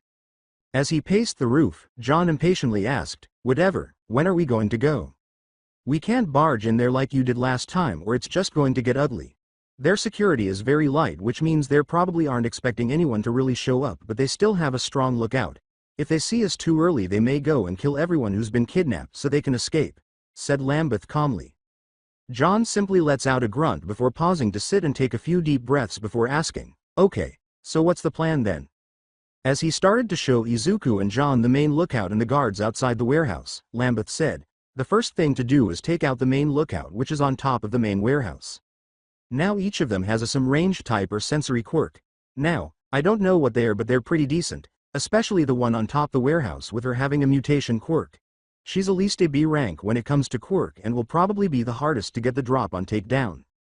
Lambeth said, so I should go and take her down then. Izuku continued to gaze through the binoculars and said, no, you shouldn't actually. Why that? Lambeth inquired. She has the face, neck and shoulder of a pig, which includes her nose. Pig have an amazing sense of smell, and I'm pretty sure that if she's there on lookout, that means her smell can probably reach a good distance. So approaching her from the floor up isn't a good idea, we need to approach her from the sky. How would we do that? If Mei was here, she could easily get a drone. Dang it, I should have called her. No, I already know that's a bad idea. I nay, Izuku started muttering deeply. John simply stares at Lambeth, bewildered and shocked by what he's just heard and seen. To get Izuku's attention, Lambeth, who is accustomed to his muttering, claps his hands in front of his face. Okay, that's a good point, Izuku. I can't take her down either because I don't have any stealth weapons that can reach her. Do you have anything in your book that could do the job? Replied Lambeth. Izuku gave it some thought because he lacked a long-range item or quirk that could reach that far. Before he got an idea, he was seriously thinking about calling Mei for a drone or something again. Izuku smiles nervously but resolutely and says, okay, I have an idea. Now, it's crazy and I never done it before, but it can really make this smooth and doable. When John asks, what's your idea? Lambeth and John both look at Izuku with the same resolve. On her nightly patrol atop the shipyard's warehouse, Budan saw it as just another day. It was nights like these that made her dislike her job. Her mouth always tasted bitter afterward. It wasn't that she was protecting illicit activity. In fact, she didn't give a damn whether she was protecting cash or drugs. Instead, she detested her job protecting shipments of people trafficked. Although she was aware that there were people trapped in those shipping containers, she was never specifically informed of this. She could smell the blood of the women and children who had been beaten, the filthy kids in animal cages, and the beaten men. Without attempting to consider it, she shakes her head. Fortunately, none of that applied today because the typical offender had cuts all over him and a broken leg. She heard that one of the prisoners beat him to a bloody pulp when he attempted to drag out a young girl. She had to be pushed back into a shipping container by nearly all of the men, and nobody was spared any scratches. The man's brakes were apparently beaten off by a teenage girl who appeared to be half alien and half human, with a tail and whitish-black sparks and electricity emanating from her body. Budan opens a pack to smoke and tells herself, serve that bastard right. She failed to notice a large, manhole-sized book wobbling over her head as she attempted to light her smoke. When she eventually managed to light her cigarette, she looked up and took a long drag. As she gazed up at the night sky, Budan remarked, well, I guess tonight it's gonna be easy night. Budan was soon encased in a translucent dome, and before she could speak, she was tased in the back. She felt her hands being pulled together in front of her near the railing as she spazed on the floor and fell to the ground. As she tries to focus and get back up, she screamed and yelled for assistance. Nevertheless, after a minute or so of her struggle, her wrists were bound to a railing, and a teenager wearing a hat and a surgeon mask was standing above her, talking on the phone. Hey, I made it. Yeah, it was tough, I almost fell off multiple times but it worked, the wind in the sky messed up her smelling. Yeah, got the barrier up and everything. The child replied. Budan kept screaming as loudly as she could, but nobody seemed to be listening. Budan stopped screaming and resisted being restrained, saying, kid, who are you? What are you doing here? What should I ask her? The child asked as he carried on speaking on the phone. A few seconds later, the child approached Budan and held the phone, bringing it to her face. You're on speaker now. The person on the other end of the phone said, no one can hear you right now, no one can see you right now, but she was now aware of what the translucent dome surrounding them was doing, which caused her stomach to feel like it was acidic. Over the phone, a man with a menacing voice said, I'm going to ask you some questions, and you're going to answer them or else. Without hesitation, Budan gave in and responded to all of Lambeth's questions regarding the number of people inside the warehouse, the location of the captures, and the guard shifts. Following Budan's responses to the questions, the child continued speaking to the man on the phone until he hung up. The child inhales deeply, pulls a towel from his pocket, and squats back down to Budan. Look, I have to gauge you and all, but before I do, I want you to tell me about your quirk. In much details as possible and be quick about it, please, replied the child. Although Budan wasn't entirely sure why the child had asked, she told him everything about her peculiarity despite the seriousness of her circumstances. Even responding to some of his observations and questions regarding her peculiarity was, to put it mildly, bizarre for Budan. The child appeared to be genuinely curious and to be quickly falling in love with her, even though she was being questioned about her peculiarity, restrained, and going to be measured. As he started to gauge her, the child said, okay, thank you so much, ma'am, but I'm sorry, I still need to gauge you, so please just hold still. As the towel started to be tied around her mouth, Budan didn't notice any resistance. She was simply thinking about what had just happened while it was happening. You see, if Budan was telling the truth, it was kind of nice that someone was so intrigued by her peculiarity. She was never particularly fond of her quirk, but she also never detested it. She definitely never got any dates because it made some of her facial features look like pigs. The child said, okay, everything is finished, which brought Budon back to the present. The translucent dome that encircled them vanished at this moment, and the child began writing frantically in a book that seemed to appear out of thin air. Now, though, think about attempting to escape. Even though the cuff and gauge were manageable and loose, they were still sufficiently tight to prevent her from moving. She considered making a lot of noises and screaming as well. She didn't want to aggravate or upset her captor, who was still treating her with some kindness and gentleness at this point. As the child kept writing in his book, she considered all of this until he abruptly paused and turned to face her with those emerald green eyes. The teenager pointed with his pen to a blank area in his notebook and said, "I need you to sign this, ma'am, please." As he put the pen in the teen's hands and the book beside them, Budon simply gave her a perplexed look. She started reading the book, expecting it to be a confession in court, but to her surprise, it was just a thorough examination of her peculiarity. The teenager moved closer to her and said, "Miss, you need to sign it now." Budon signed her name in the book shakily and horribly, then turned to face the teenager who had taken the pen away from her. The teenager said, "Thanks, Tanaka-san," as he turned the pages of his book and a pair of binoculars appeared in his hands. Budon noticed the child looking through the binoculars and thought, where did he get that from? What is the kid's quirk? About a minute later, the green-eyed teenager pulled out his phone, stared at it for a moment, and typed a few words before putting it back in his pocket. "I'm gonna leave you up here. The police should be here around an hour or two, so you should be fine," the teenager said, squatting down to Budon and frowning. The teenager stood up and said, "But I got to ask you, why would you be a part of something like this?" in a disgusted tone. As the teenager started to leave the roof, Budon remained silent and simply gazed at the ground. However, the teenager looks back at her and simply shakes his head disapprovingly before going downstairs and into the building. The world is dangerous because of people who watch and do nothing, not because of bad people. Albert Einstein alongside John and Lambeth. Lambeth hung up the phone and said, "Okay, Izuku, wait for my text message to get in position and be safe." He and John were now directly outside the shipping yard. John, who was stooped to appear small, remarked, "That went way better than I thought. I thought he wasn't going to be able to pull it off." As John stated, Izuku is a bright and hardworking child. Lambeth simply stared at him in confusion. It usually happens when he says he will do something. "That's not how I mean it at all. I'm not complaining at all. I'll take all the help I can get to save my sister," John said, crossing his arms. "I meant that he wouldn't have the stomach to go through with something like this. I know the child better than you do." Lambeth looked up at the sky and remarked, "Izuku has a strong desire to help and save people, and I know he's willing to do almost anything to do so. All I can hope is that it doesn't later bite him in the butt." Lambeth rubbed the back of his neck and remarked, "But I feel like this situation we're in right now is not helping." John shrugged his shoulders, saying, "Yeah, probably not, but like I said, I'm not complaining." Lambeth pulled out his baton and taser gun and said, "Yeah, we'll worry about that later. Are you ready to do this?" "Yes." John snarled, braced for battle. Soon after, both men started to creep through the shipyard, slowly making their way to the warehouse, which takes them a good 7 minutes to reach. However, they found themselves behind several shipping crates, which were 10 meters from the warehouse. As his claws started digging into the crate, John simply stared at the warehouse and thought, "I know she in there, I can feel it." "All right, those are the 2 guards I mentioned earlier," Lambeth said. "We still need to take them seriously even though both of their quirks are around D tier."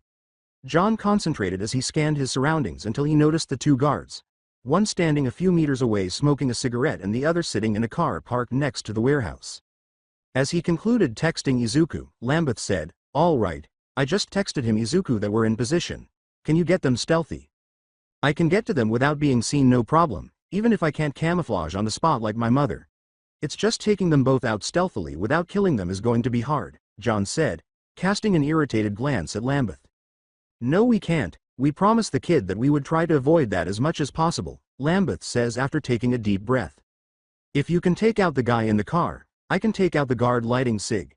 If we can't, then you do what you got to do. We got to at least try for Izuku's sake, John," Lambeth said before John could respond. Knowing that keeping these people alive was more of a hassle, John and Lambeth start to stare down each other. "Fine, whatever," was John's grousing response after what seemed like a minute of this. John shrugged his shoulder and said, "My sister would want the same thing anyway. I'll take the one in the car and you take the one outside smoking." Lambeth said, "Sounds like a plan," as he removed a cloth and a small vial of chloroform from his jacket. Without saying another word, John and Lambeth began to move stealthily in the direction of the warehouse. John was crawling on top of crates like a spider ready to eat its prey, while Lambeth was moving stealthily between crates and shipping containers.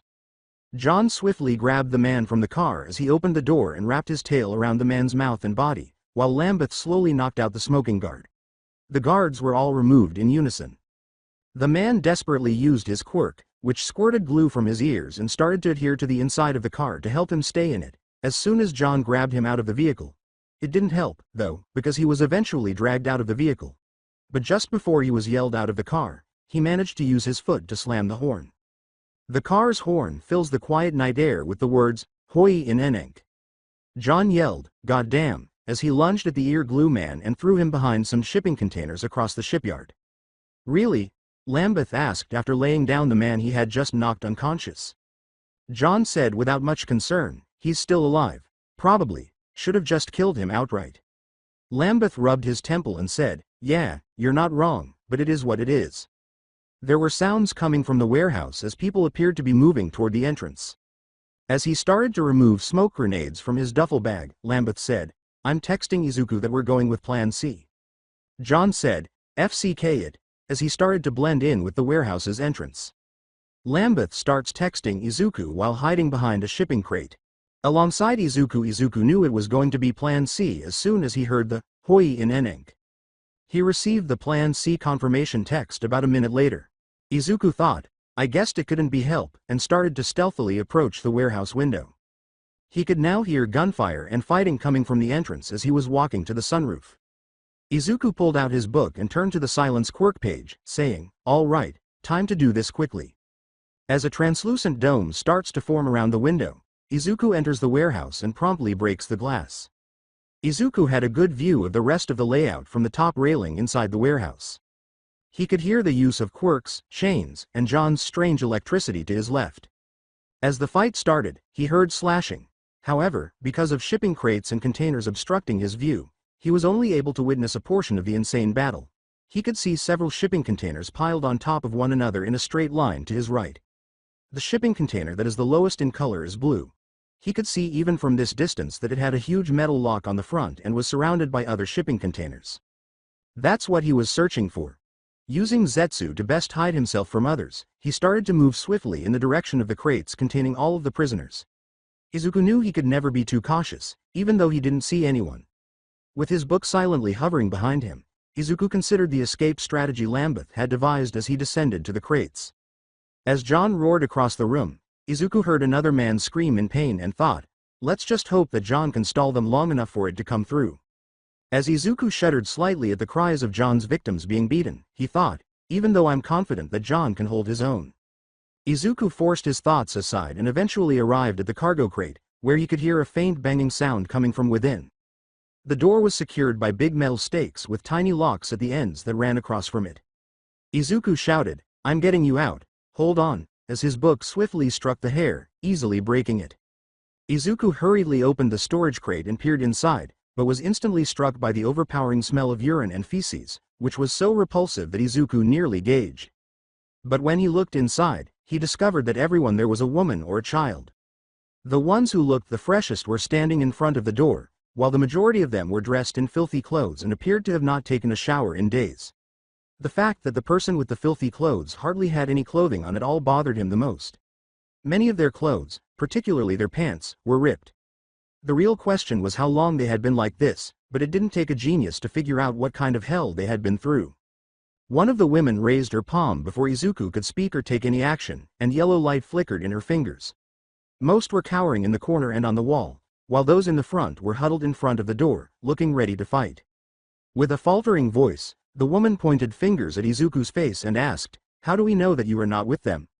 Izuku jolted back to reality and turned to face the taller woman, who was obviously trying to look brave despite her entire body trembling.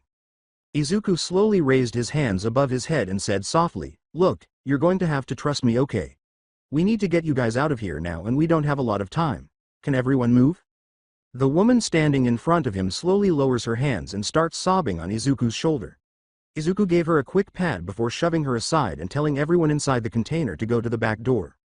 Izuku soon led all of the prisoners to the rear entrance, where he swiftly dispatched the 2 guards who were heading for the entrance to assist in the battle with a forceful slap of his flying book. He saw Lambeth driving up with a moving truck and shouting, "Get in," as he got out of the vehicle as soon as he opened the back door. Izuku swiftly unlocked the moving truck's latch, and with Lambeth's assistance, he managed to get most of the passengers inside. Some people, though, were reluctant and outright afraid to board the truck. Izuku started looking around to make sure everything was okay, while Lambeth started talking to those who were hesitant about how they needed to proceed at this point. The coast was clear except for a cargo boat that he could see in the distance close to the docks. Izuku then realizes abruptly that he hasn't yet seen Naomi. Izuku searched desperately for John's sister Naomi but was unable to locate her. Izuku reasoned, she must be in a different shipping container. I need to find her, but where is she? Oh my gosh, how do I look? What if she mumble. A young girl with long black bangs pulled at Izuku's legs as he was mumbling, asking, "Are you talking about the alien-looking girl with the tail?" Izuku asked, "Where?" as he abruptly stopped mumbling and lowered himself to the girl's eye level. Inside the warehouse, the young girl pointed upward and said, "There's a yellow shipping container that's suspended in the air by a cargo lift." Izuku questioned, "Are you sure?" Izuku noticed that the young girl had no eyes when she parted her long black bangs, but then a huge eye formed on her face, giving her the appearance of a cyclops. "I'm positive," the young girl declared resolutely. Running to the door of the moving truck and rummaging through his black duffel bag, Lambeth said, "Go find her, I'll stay out here as long as I can." Izuku hurried inside to find the cargo lift without saying another word. About a minute later, he discovers the yellow shipping container, which was as high as the ceiling, in the cargo lift. Izuku was aware that he could easily kill Naomi if he cut the rope now. As he approaches the elevator, Izuku starts to fumble with the controls, clumsily attempting to lower the cargo lift. Izuku could hear the fighting in front of the warehouse starting to slow down as he fiddled with the controls.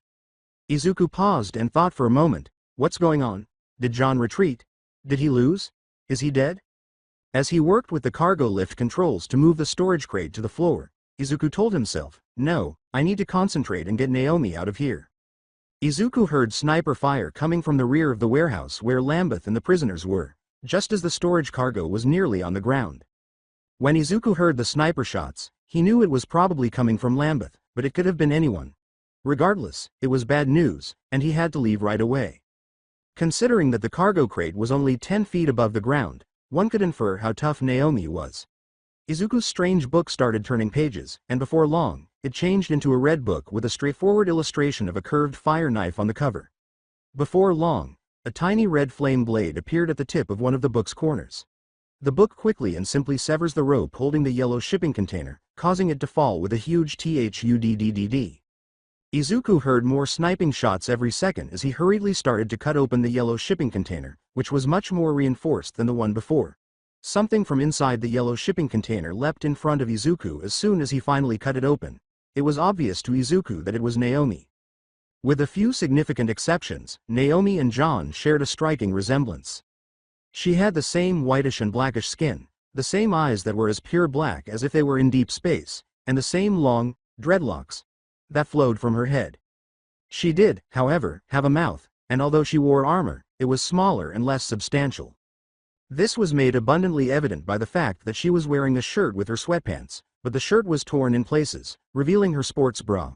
She had a tail as well, but it was shorter than hers and definitely not as large, although it appeared to be about the same width as a medium-sized snake. It resembles a predallion, a xenomorph with opposable thumbs and claws and a more human-like female appearance. I'm terrible at descriptions. Whoever you are in the back, come out now. It's over now. We have your American friend and this alien predator-looking thing.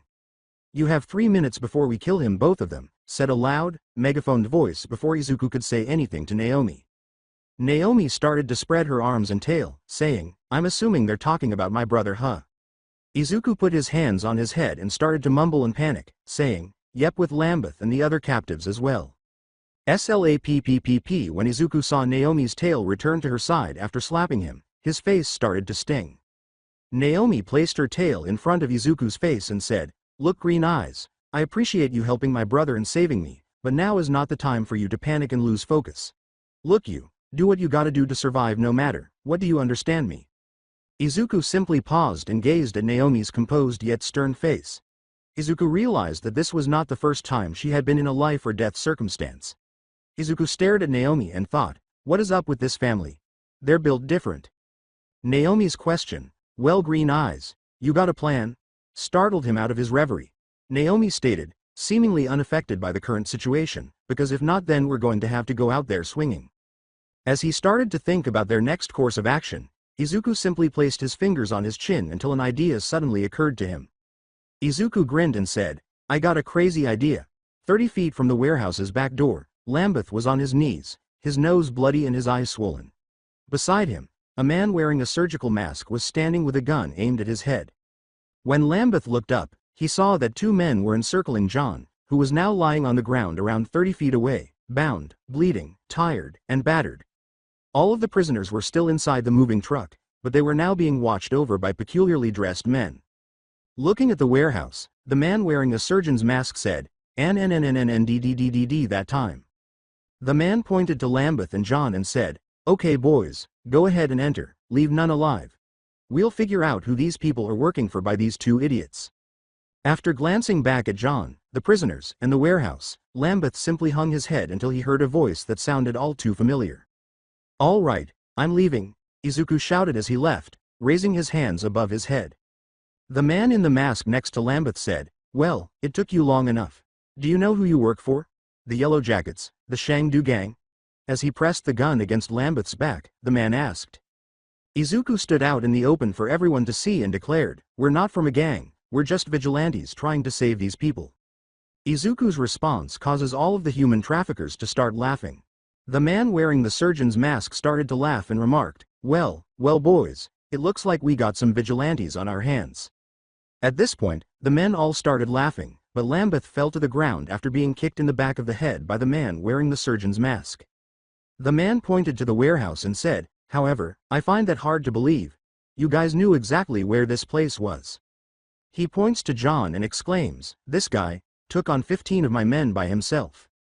With a tone of disgust, the man wearing the surgeon's mask said, "And this is an American man." Before the man stepped on Lambeth's back, Lambeth started cursing at him. The surgeon in the mask pressed harder on Lambeth's back, causing him to groan in agony. "So we're all going to go on a little trip on our favorite little ship to figure out who you'll work for," he said. Izuku gestured for him to get off Lambeth's back and said, Okay. Despite his sneer, the man removed his foot from Lambeth's back and waited for Izuku to respond. Izuku said gravely, "Look, we're part of Ten Shinhan's gang." Other than Lambeth, who recognized that as a character from one of the old manga he had lying around his shop, everyone, including John, stared at Izuku in bewilderment. Izuku gave Lambeth a sidelong glance and said, "Yeah, the gang is called the Solar Flare." Lambeth closed his eyes as Izuku's Quirk book materialized in the midst of everyone, instantly understanding the reference. The man in the surgeon's mask began, "What the foo?" Izuku exclaimed, "Solar Flare," as a burst of white light blasted from the book, blinding everyone in the room save for those with their eyes shut. As soon as Izuku finished speaking, Lambeth heard screams and a gunshot near his head, and he immediately rolled to his right. Lambeth jerked himself off the ground and opened his eyes. Lambeth noticed that the man who had previously been pointing a gun at him was now using one hand to aim and shoot his gun blindly while using the other to caress his eyes. Lambeth quickly disarmed the man and punched him in the face, sending him to the ground. Lambeth glanced around quickly and noticed that the flashing lights were causing all of the men to hold their faces in agony. An alien young woman was standing next to John, healing his wounds with black, whitish electricity, so he could see that he was no longer restrained. Then, as Izuku moves past the 2 guards he knocked to the ground, he hears him exclaim, "Let's go people." Lambeth, John, and Naomi quickly ran in the direction of the moving truck. Izuku and Lambeth arrived at the front, with Lambeth in the driver's seat, while John and Naomi climbed onto the roof. Lambeth quickly got the car started and started driving as fast as he could. As the car made a sharp right turn, Izuku grabbed the hung and exclaimed, "I can't believe that worked." As he concentrated on the road, Lambeth remarked, "I know, good job kid, but we're not out of the woods yet. We need to get into the city and find a populated place." "Why?" Izuku inquired. As he yanked the car to the left, Lambeth responded, "We need to get them to back office or we need to get the attention of the police or a hero." Izuku remarked, "Well, we should be fine, there's no way that they're going to be able to," just before a bullet entirely destroyed the right side mirror. Naomi said, "You were saying," as she suddenly appeared, dangling from Izuku's side door. Lambeth inquired, "How many are following us?" Naomi retorted, "Only 3 cars and we got a flying Quirk user chasing us down." The moving truck trembled a little, as though it had been scratched. "You got anything in that book or that bag that can help us out here?" Naomi asked Izuku and Lambeth, turning to look back. Before Izuku could respond, Lambeth said, "Take the whole bag but leave the sniper rifle, none of you guys know how to use it properly. There's one smoke grenade left, a flashbang, a pistol that uses rubber bullets, and my taser gun and baton." At this point, Izuku and Lambeth had to duck because they could hear gunshots hitting the moving truck. "Let's go, Green Eyes," Naomi said as she started to crawl back to the moving truck's rooftop while pulling the black bag behind her. Izuku shook his head in shock as he cautiously opened the car door and started to ascend the roof. He nearly fell off when a bullet flew by his head, causing his leg to slide beneath him and his right hand to lose focus. He swiftly stopped himself, though, by calling up his Quirk book and placing it beneath his slipped foot to keep him there. Izuku said to himself in a low voice, I forgot that I could do that." However, he then enlarged his book, placed all of his weight on the now mat-size book, and started to clumsily and unsteadily fly to the top of the moving truck while gripping the truck with his hands. Think of Static Shock or the Flying Green Goblin. When he got to the top, he could see that the 3 cars chasing them were now only 30 feet away, with an owl man with wings who had an AK-47 strapped to his chest flying above them.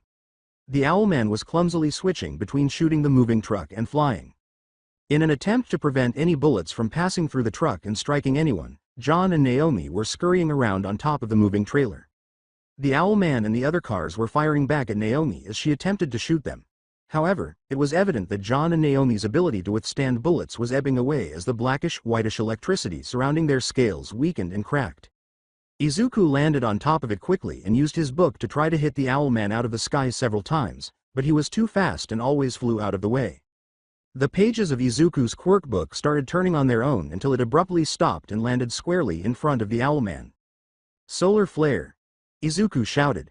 The Owlman immediately shielded his eyes to avoid being blinded, but instead of feeling a bright light emanating from the book, he felt as though a fog of frozen water and dry ice were being sprayed all over his face and wings. Immediately after being sprayed, the Owlman's face and wings became frostbitten, causing him to crash into a nearby trash can. Izuku prayed and hoped that the man wouldn't be hurt when he was sprayed with a fire extinguisher, but he soon forgot about that since the 3 cars were now only 10 feet from the truck. As many of them extended their hands, their cars started to activate their peculiarities. The man in the surgeon's mask stuck his head out the car window and said, "It's over, Nen user." Izuku wondered, how does he know about Nen? As his book floated in front of him, moved to his side. "Kill them all," declared the man in the surgeon's mask. However, every Quirk appeared to be ineffective or no longer functioning. In addition, the engines of every automobile abruptly cut off. Everyone just looked at each other in confusion and perplexity as the cars started to slow down, with the exception of Izuku and the man in the surgeon's mask, who knew exactly what was going on and would happen soon. "Eraserhead," Izuku muttered to himself as he hurriedly pulled out his book. The surgeon-masked man yelled, "It's the heroes, everyone scat." However, it was too late, as numerous heroes started to converge on everyone from the ground and the sky. Everyone on the road, with the exception of the moving truck, immediately slammed their brakes and got out of their vehicles to fight or flee. Lambeth shouted, "Guys, come to the front, let's go." John, Naomi, and Izuku went straight to the front, but just as he was about to turn his head, he heard someone shout, "Nen user." Izuku turned his head quickly to see the man wearing the surgeon's mask shouting at him through the microphone. Now standing atop the car with his men fighting or attempting to flee from the heroes who were easily beating the gang members, Izuku could see that he had his phone out. "I swear to you, I'll see you someday. The boss keeps an eye on individuals just like you," exclaimed the man wearing the surgical mask. The man and everyone else in the car quickly disappeared from thin air after he pressed a button on his phone. Izuku glanced twice, but he quickly ignored it and moved to the front of the moving truck, avoiding falling because it was now significantly slowing down.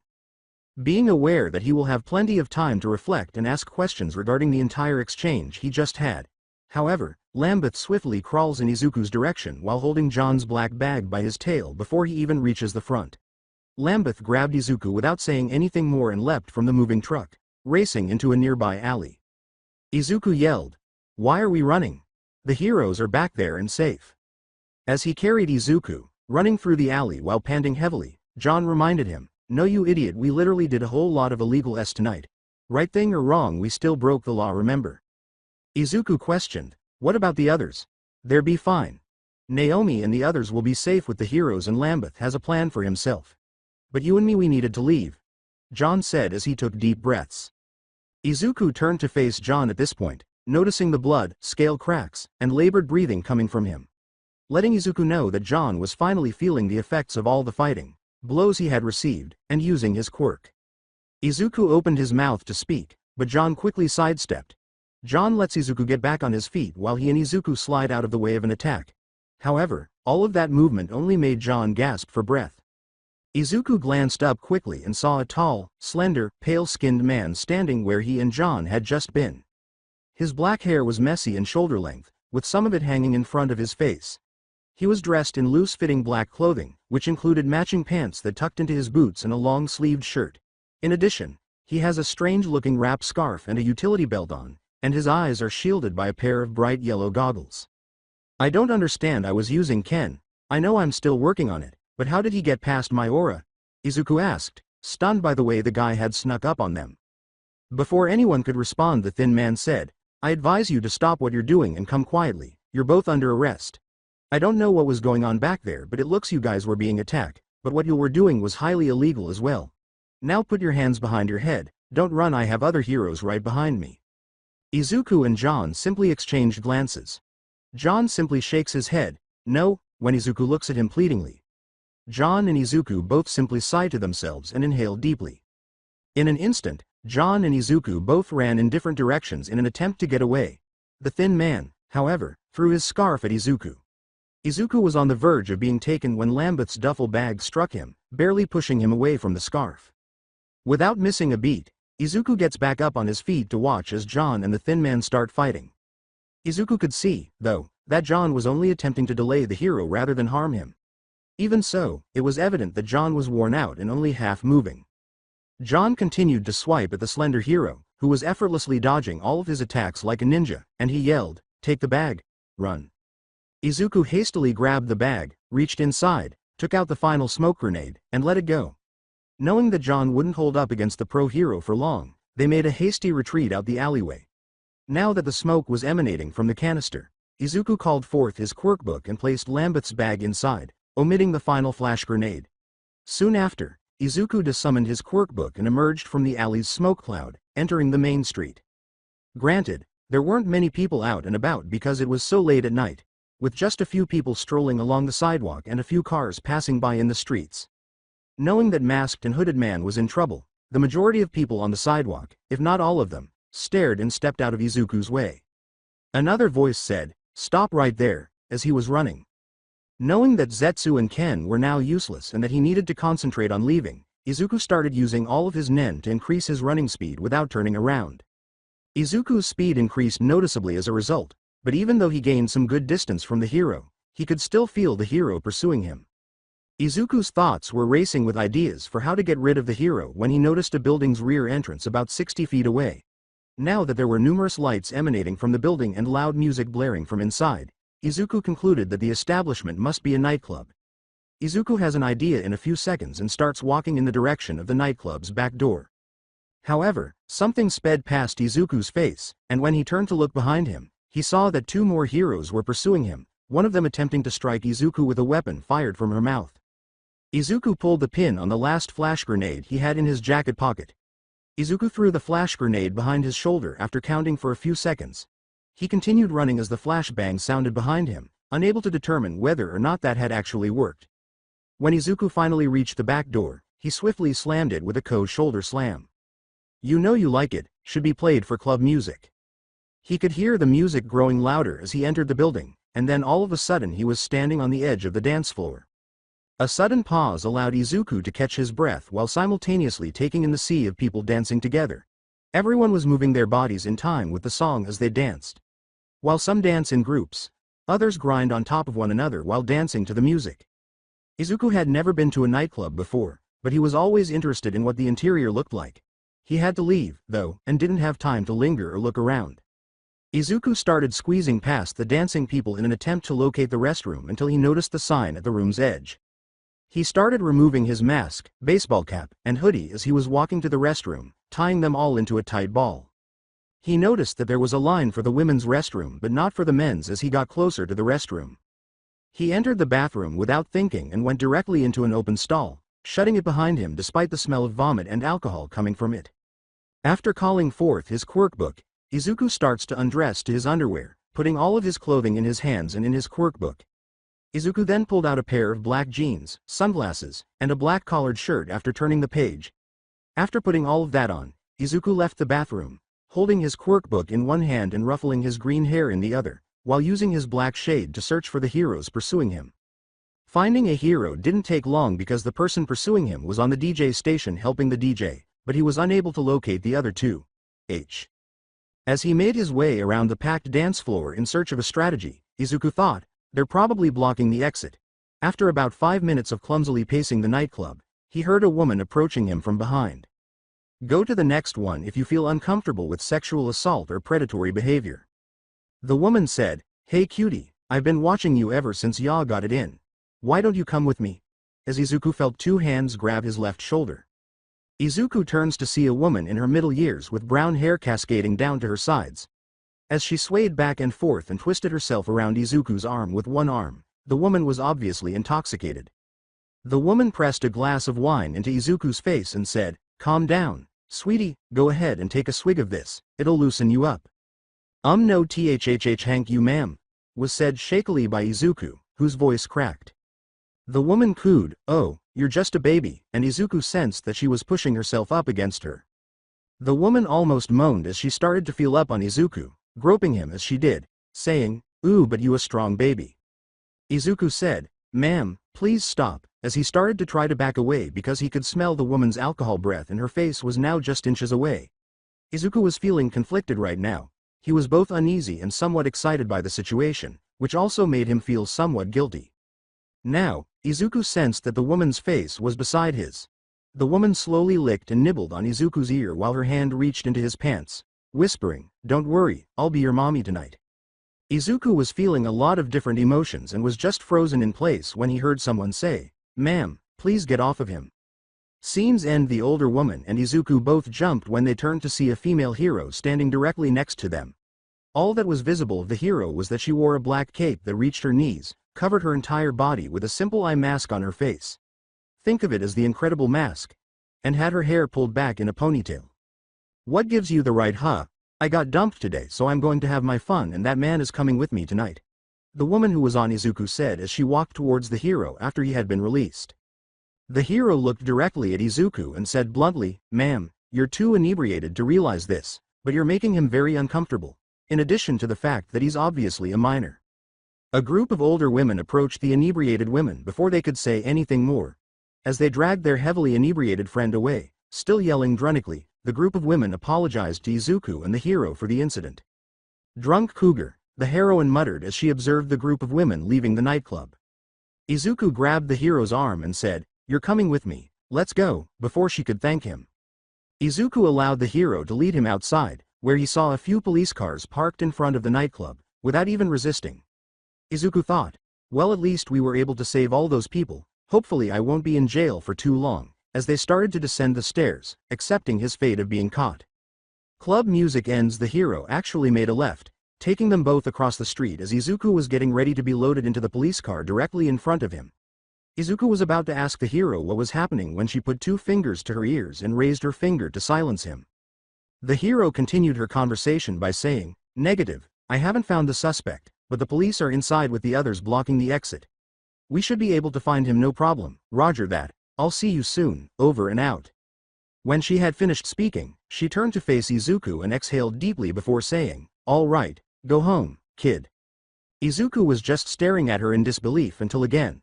Look kid, I was your age at one point. I know that going to nightclubs, getting drunk, and dancing is exciting and fun, but you're way too young for that. She was stalking you for a good minute, you know that? That could have easily been a lot worse for you if she was an actual pedophile instead of a drunk cougar. Izuku was shocked by what he heard. She didn't think he was an illegal vigilante. She just assumed he was a random kid breaking into a nightclub. Even though Izuku was already about to cry when he saw the police car, he was about to burst into tears.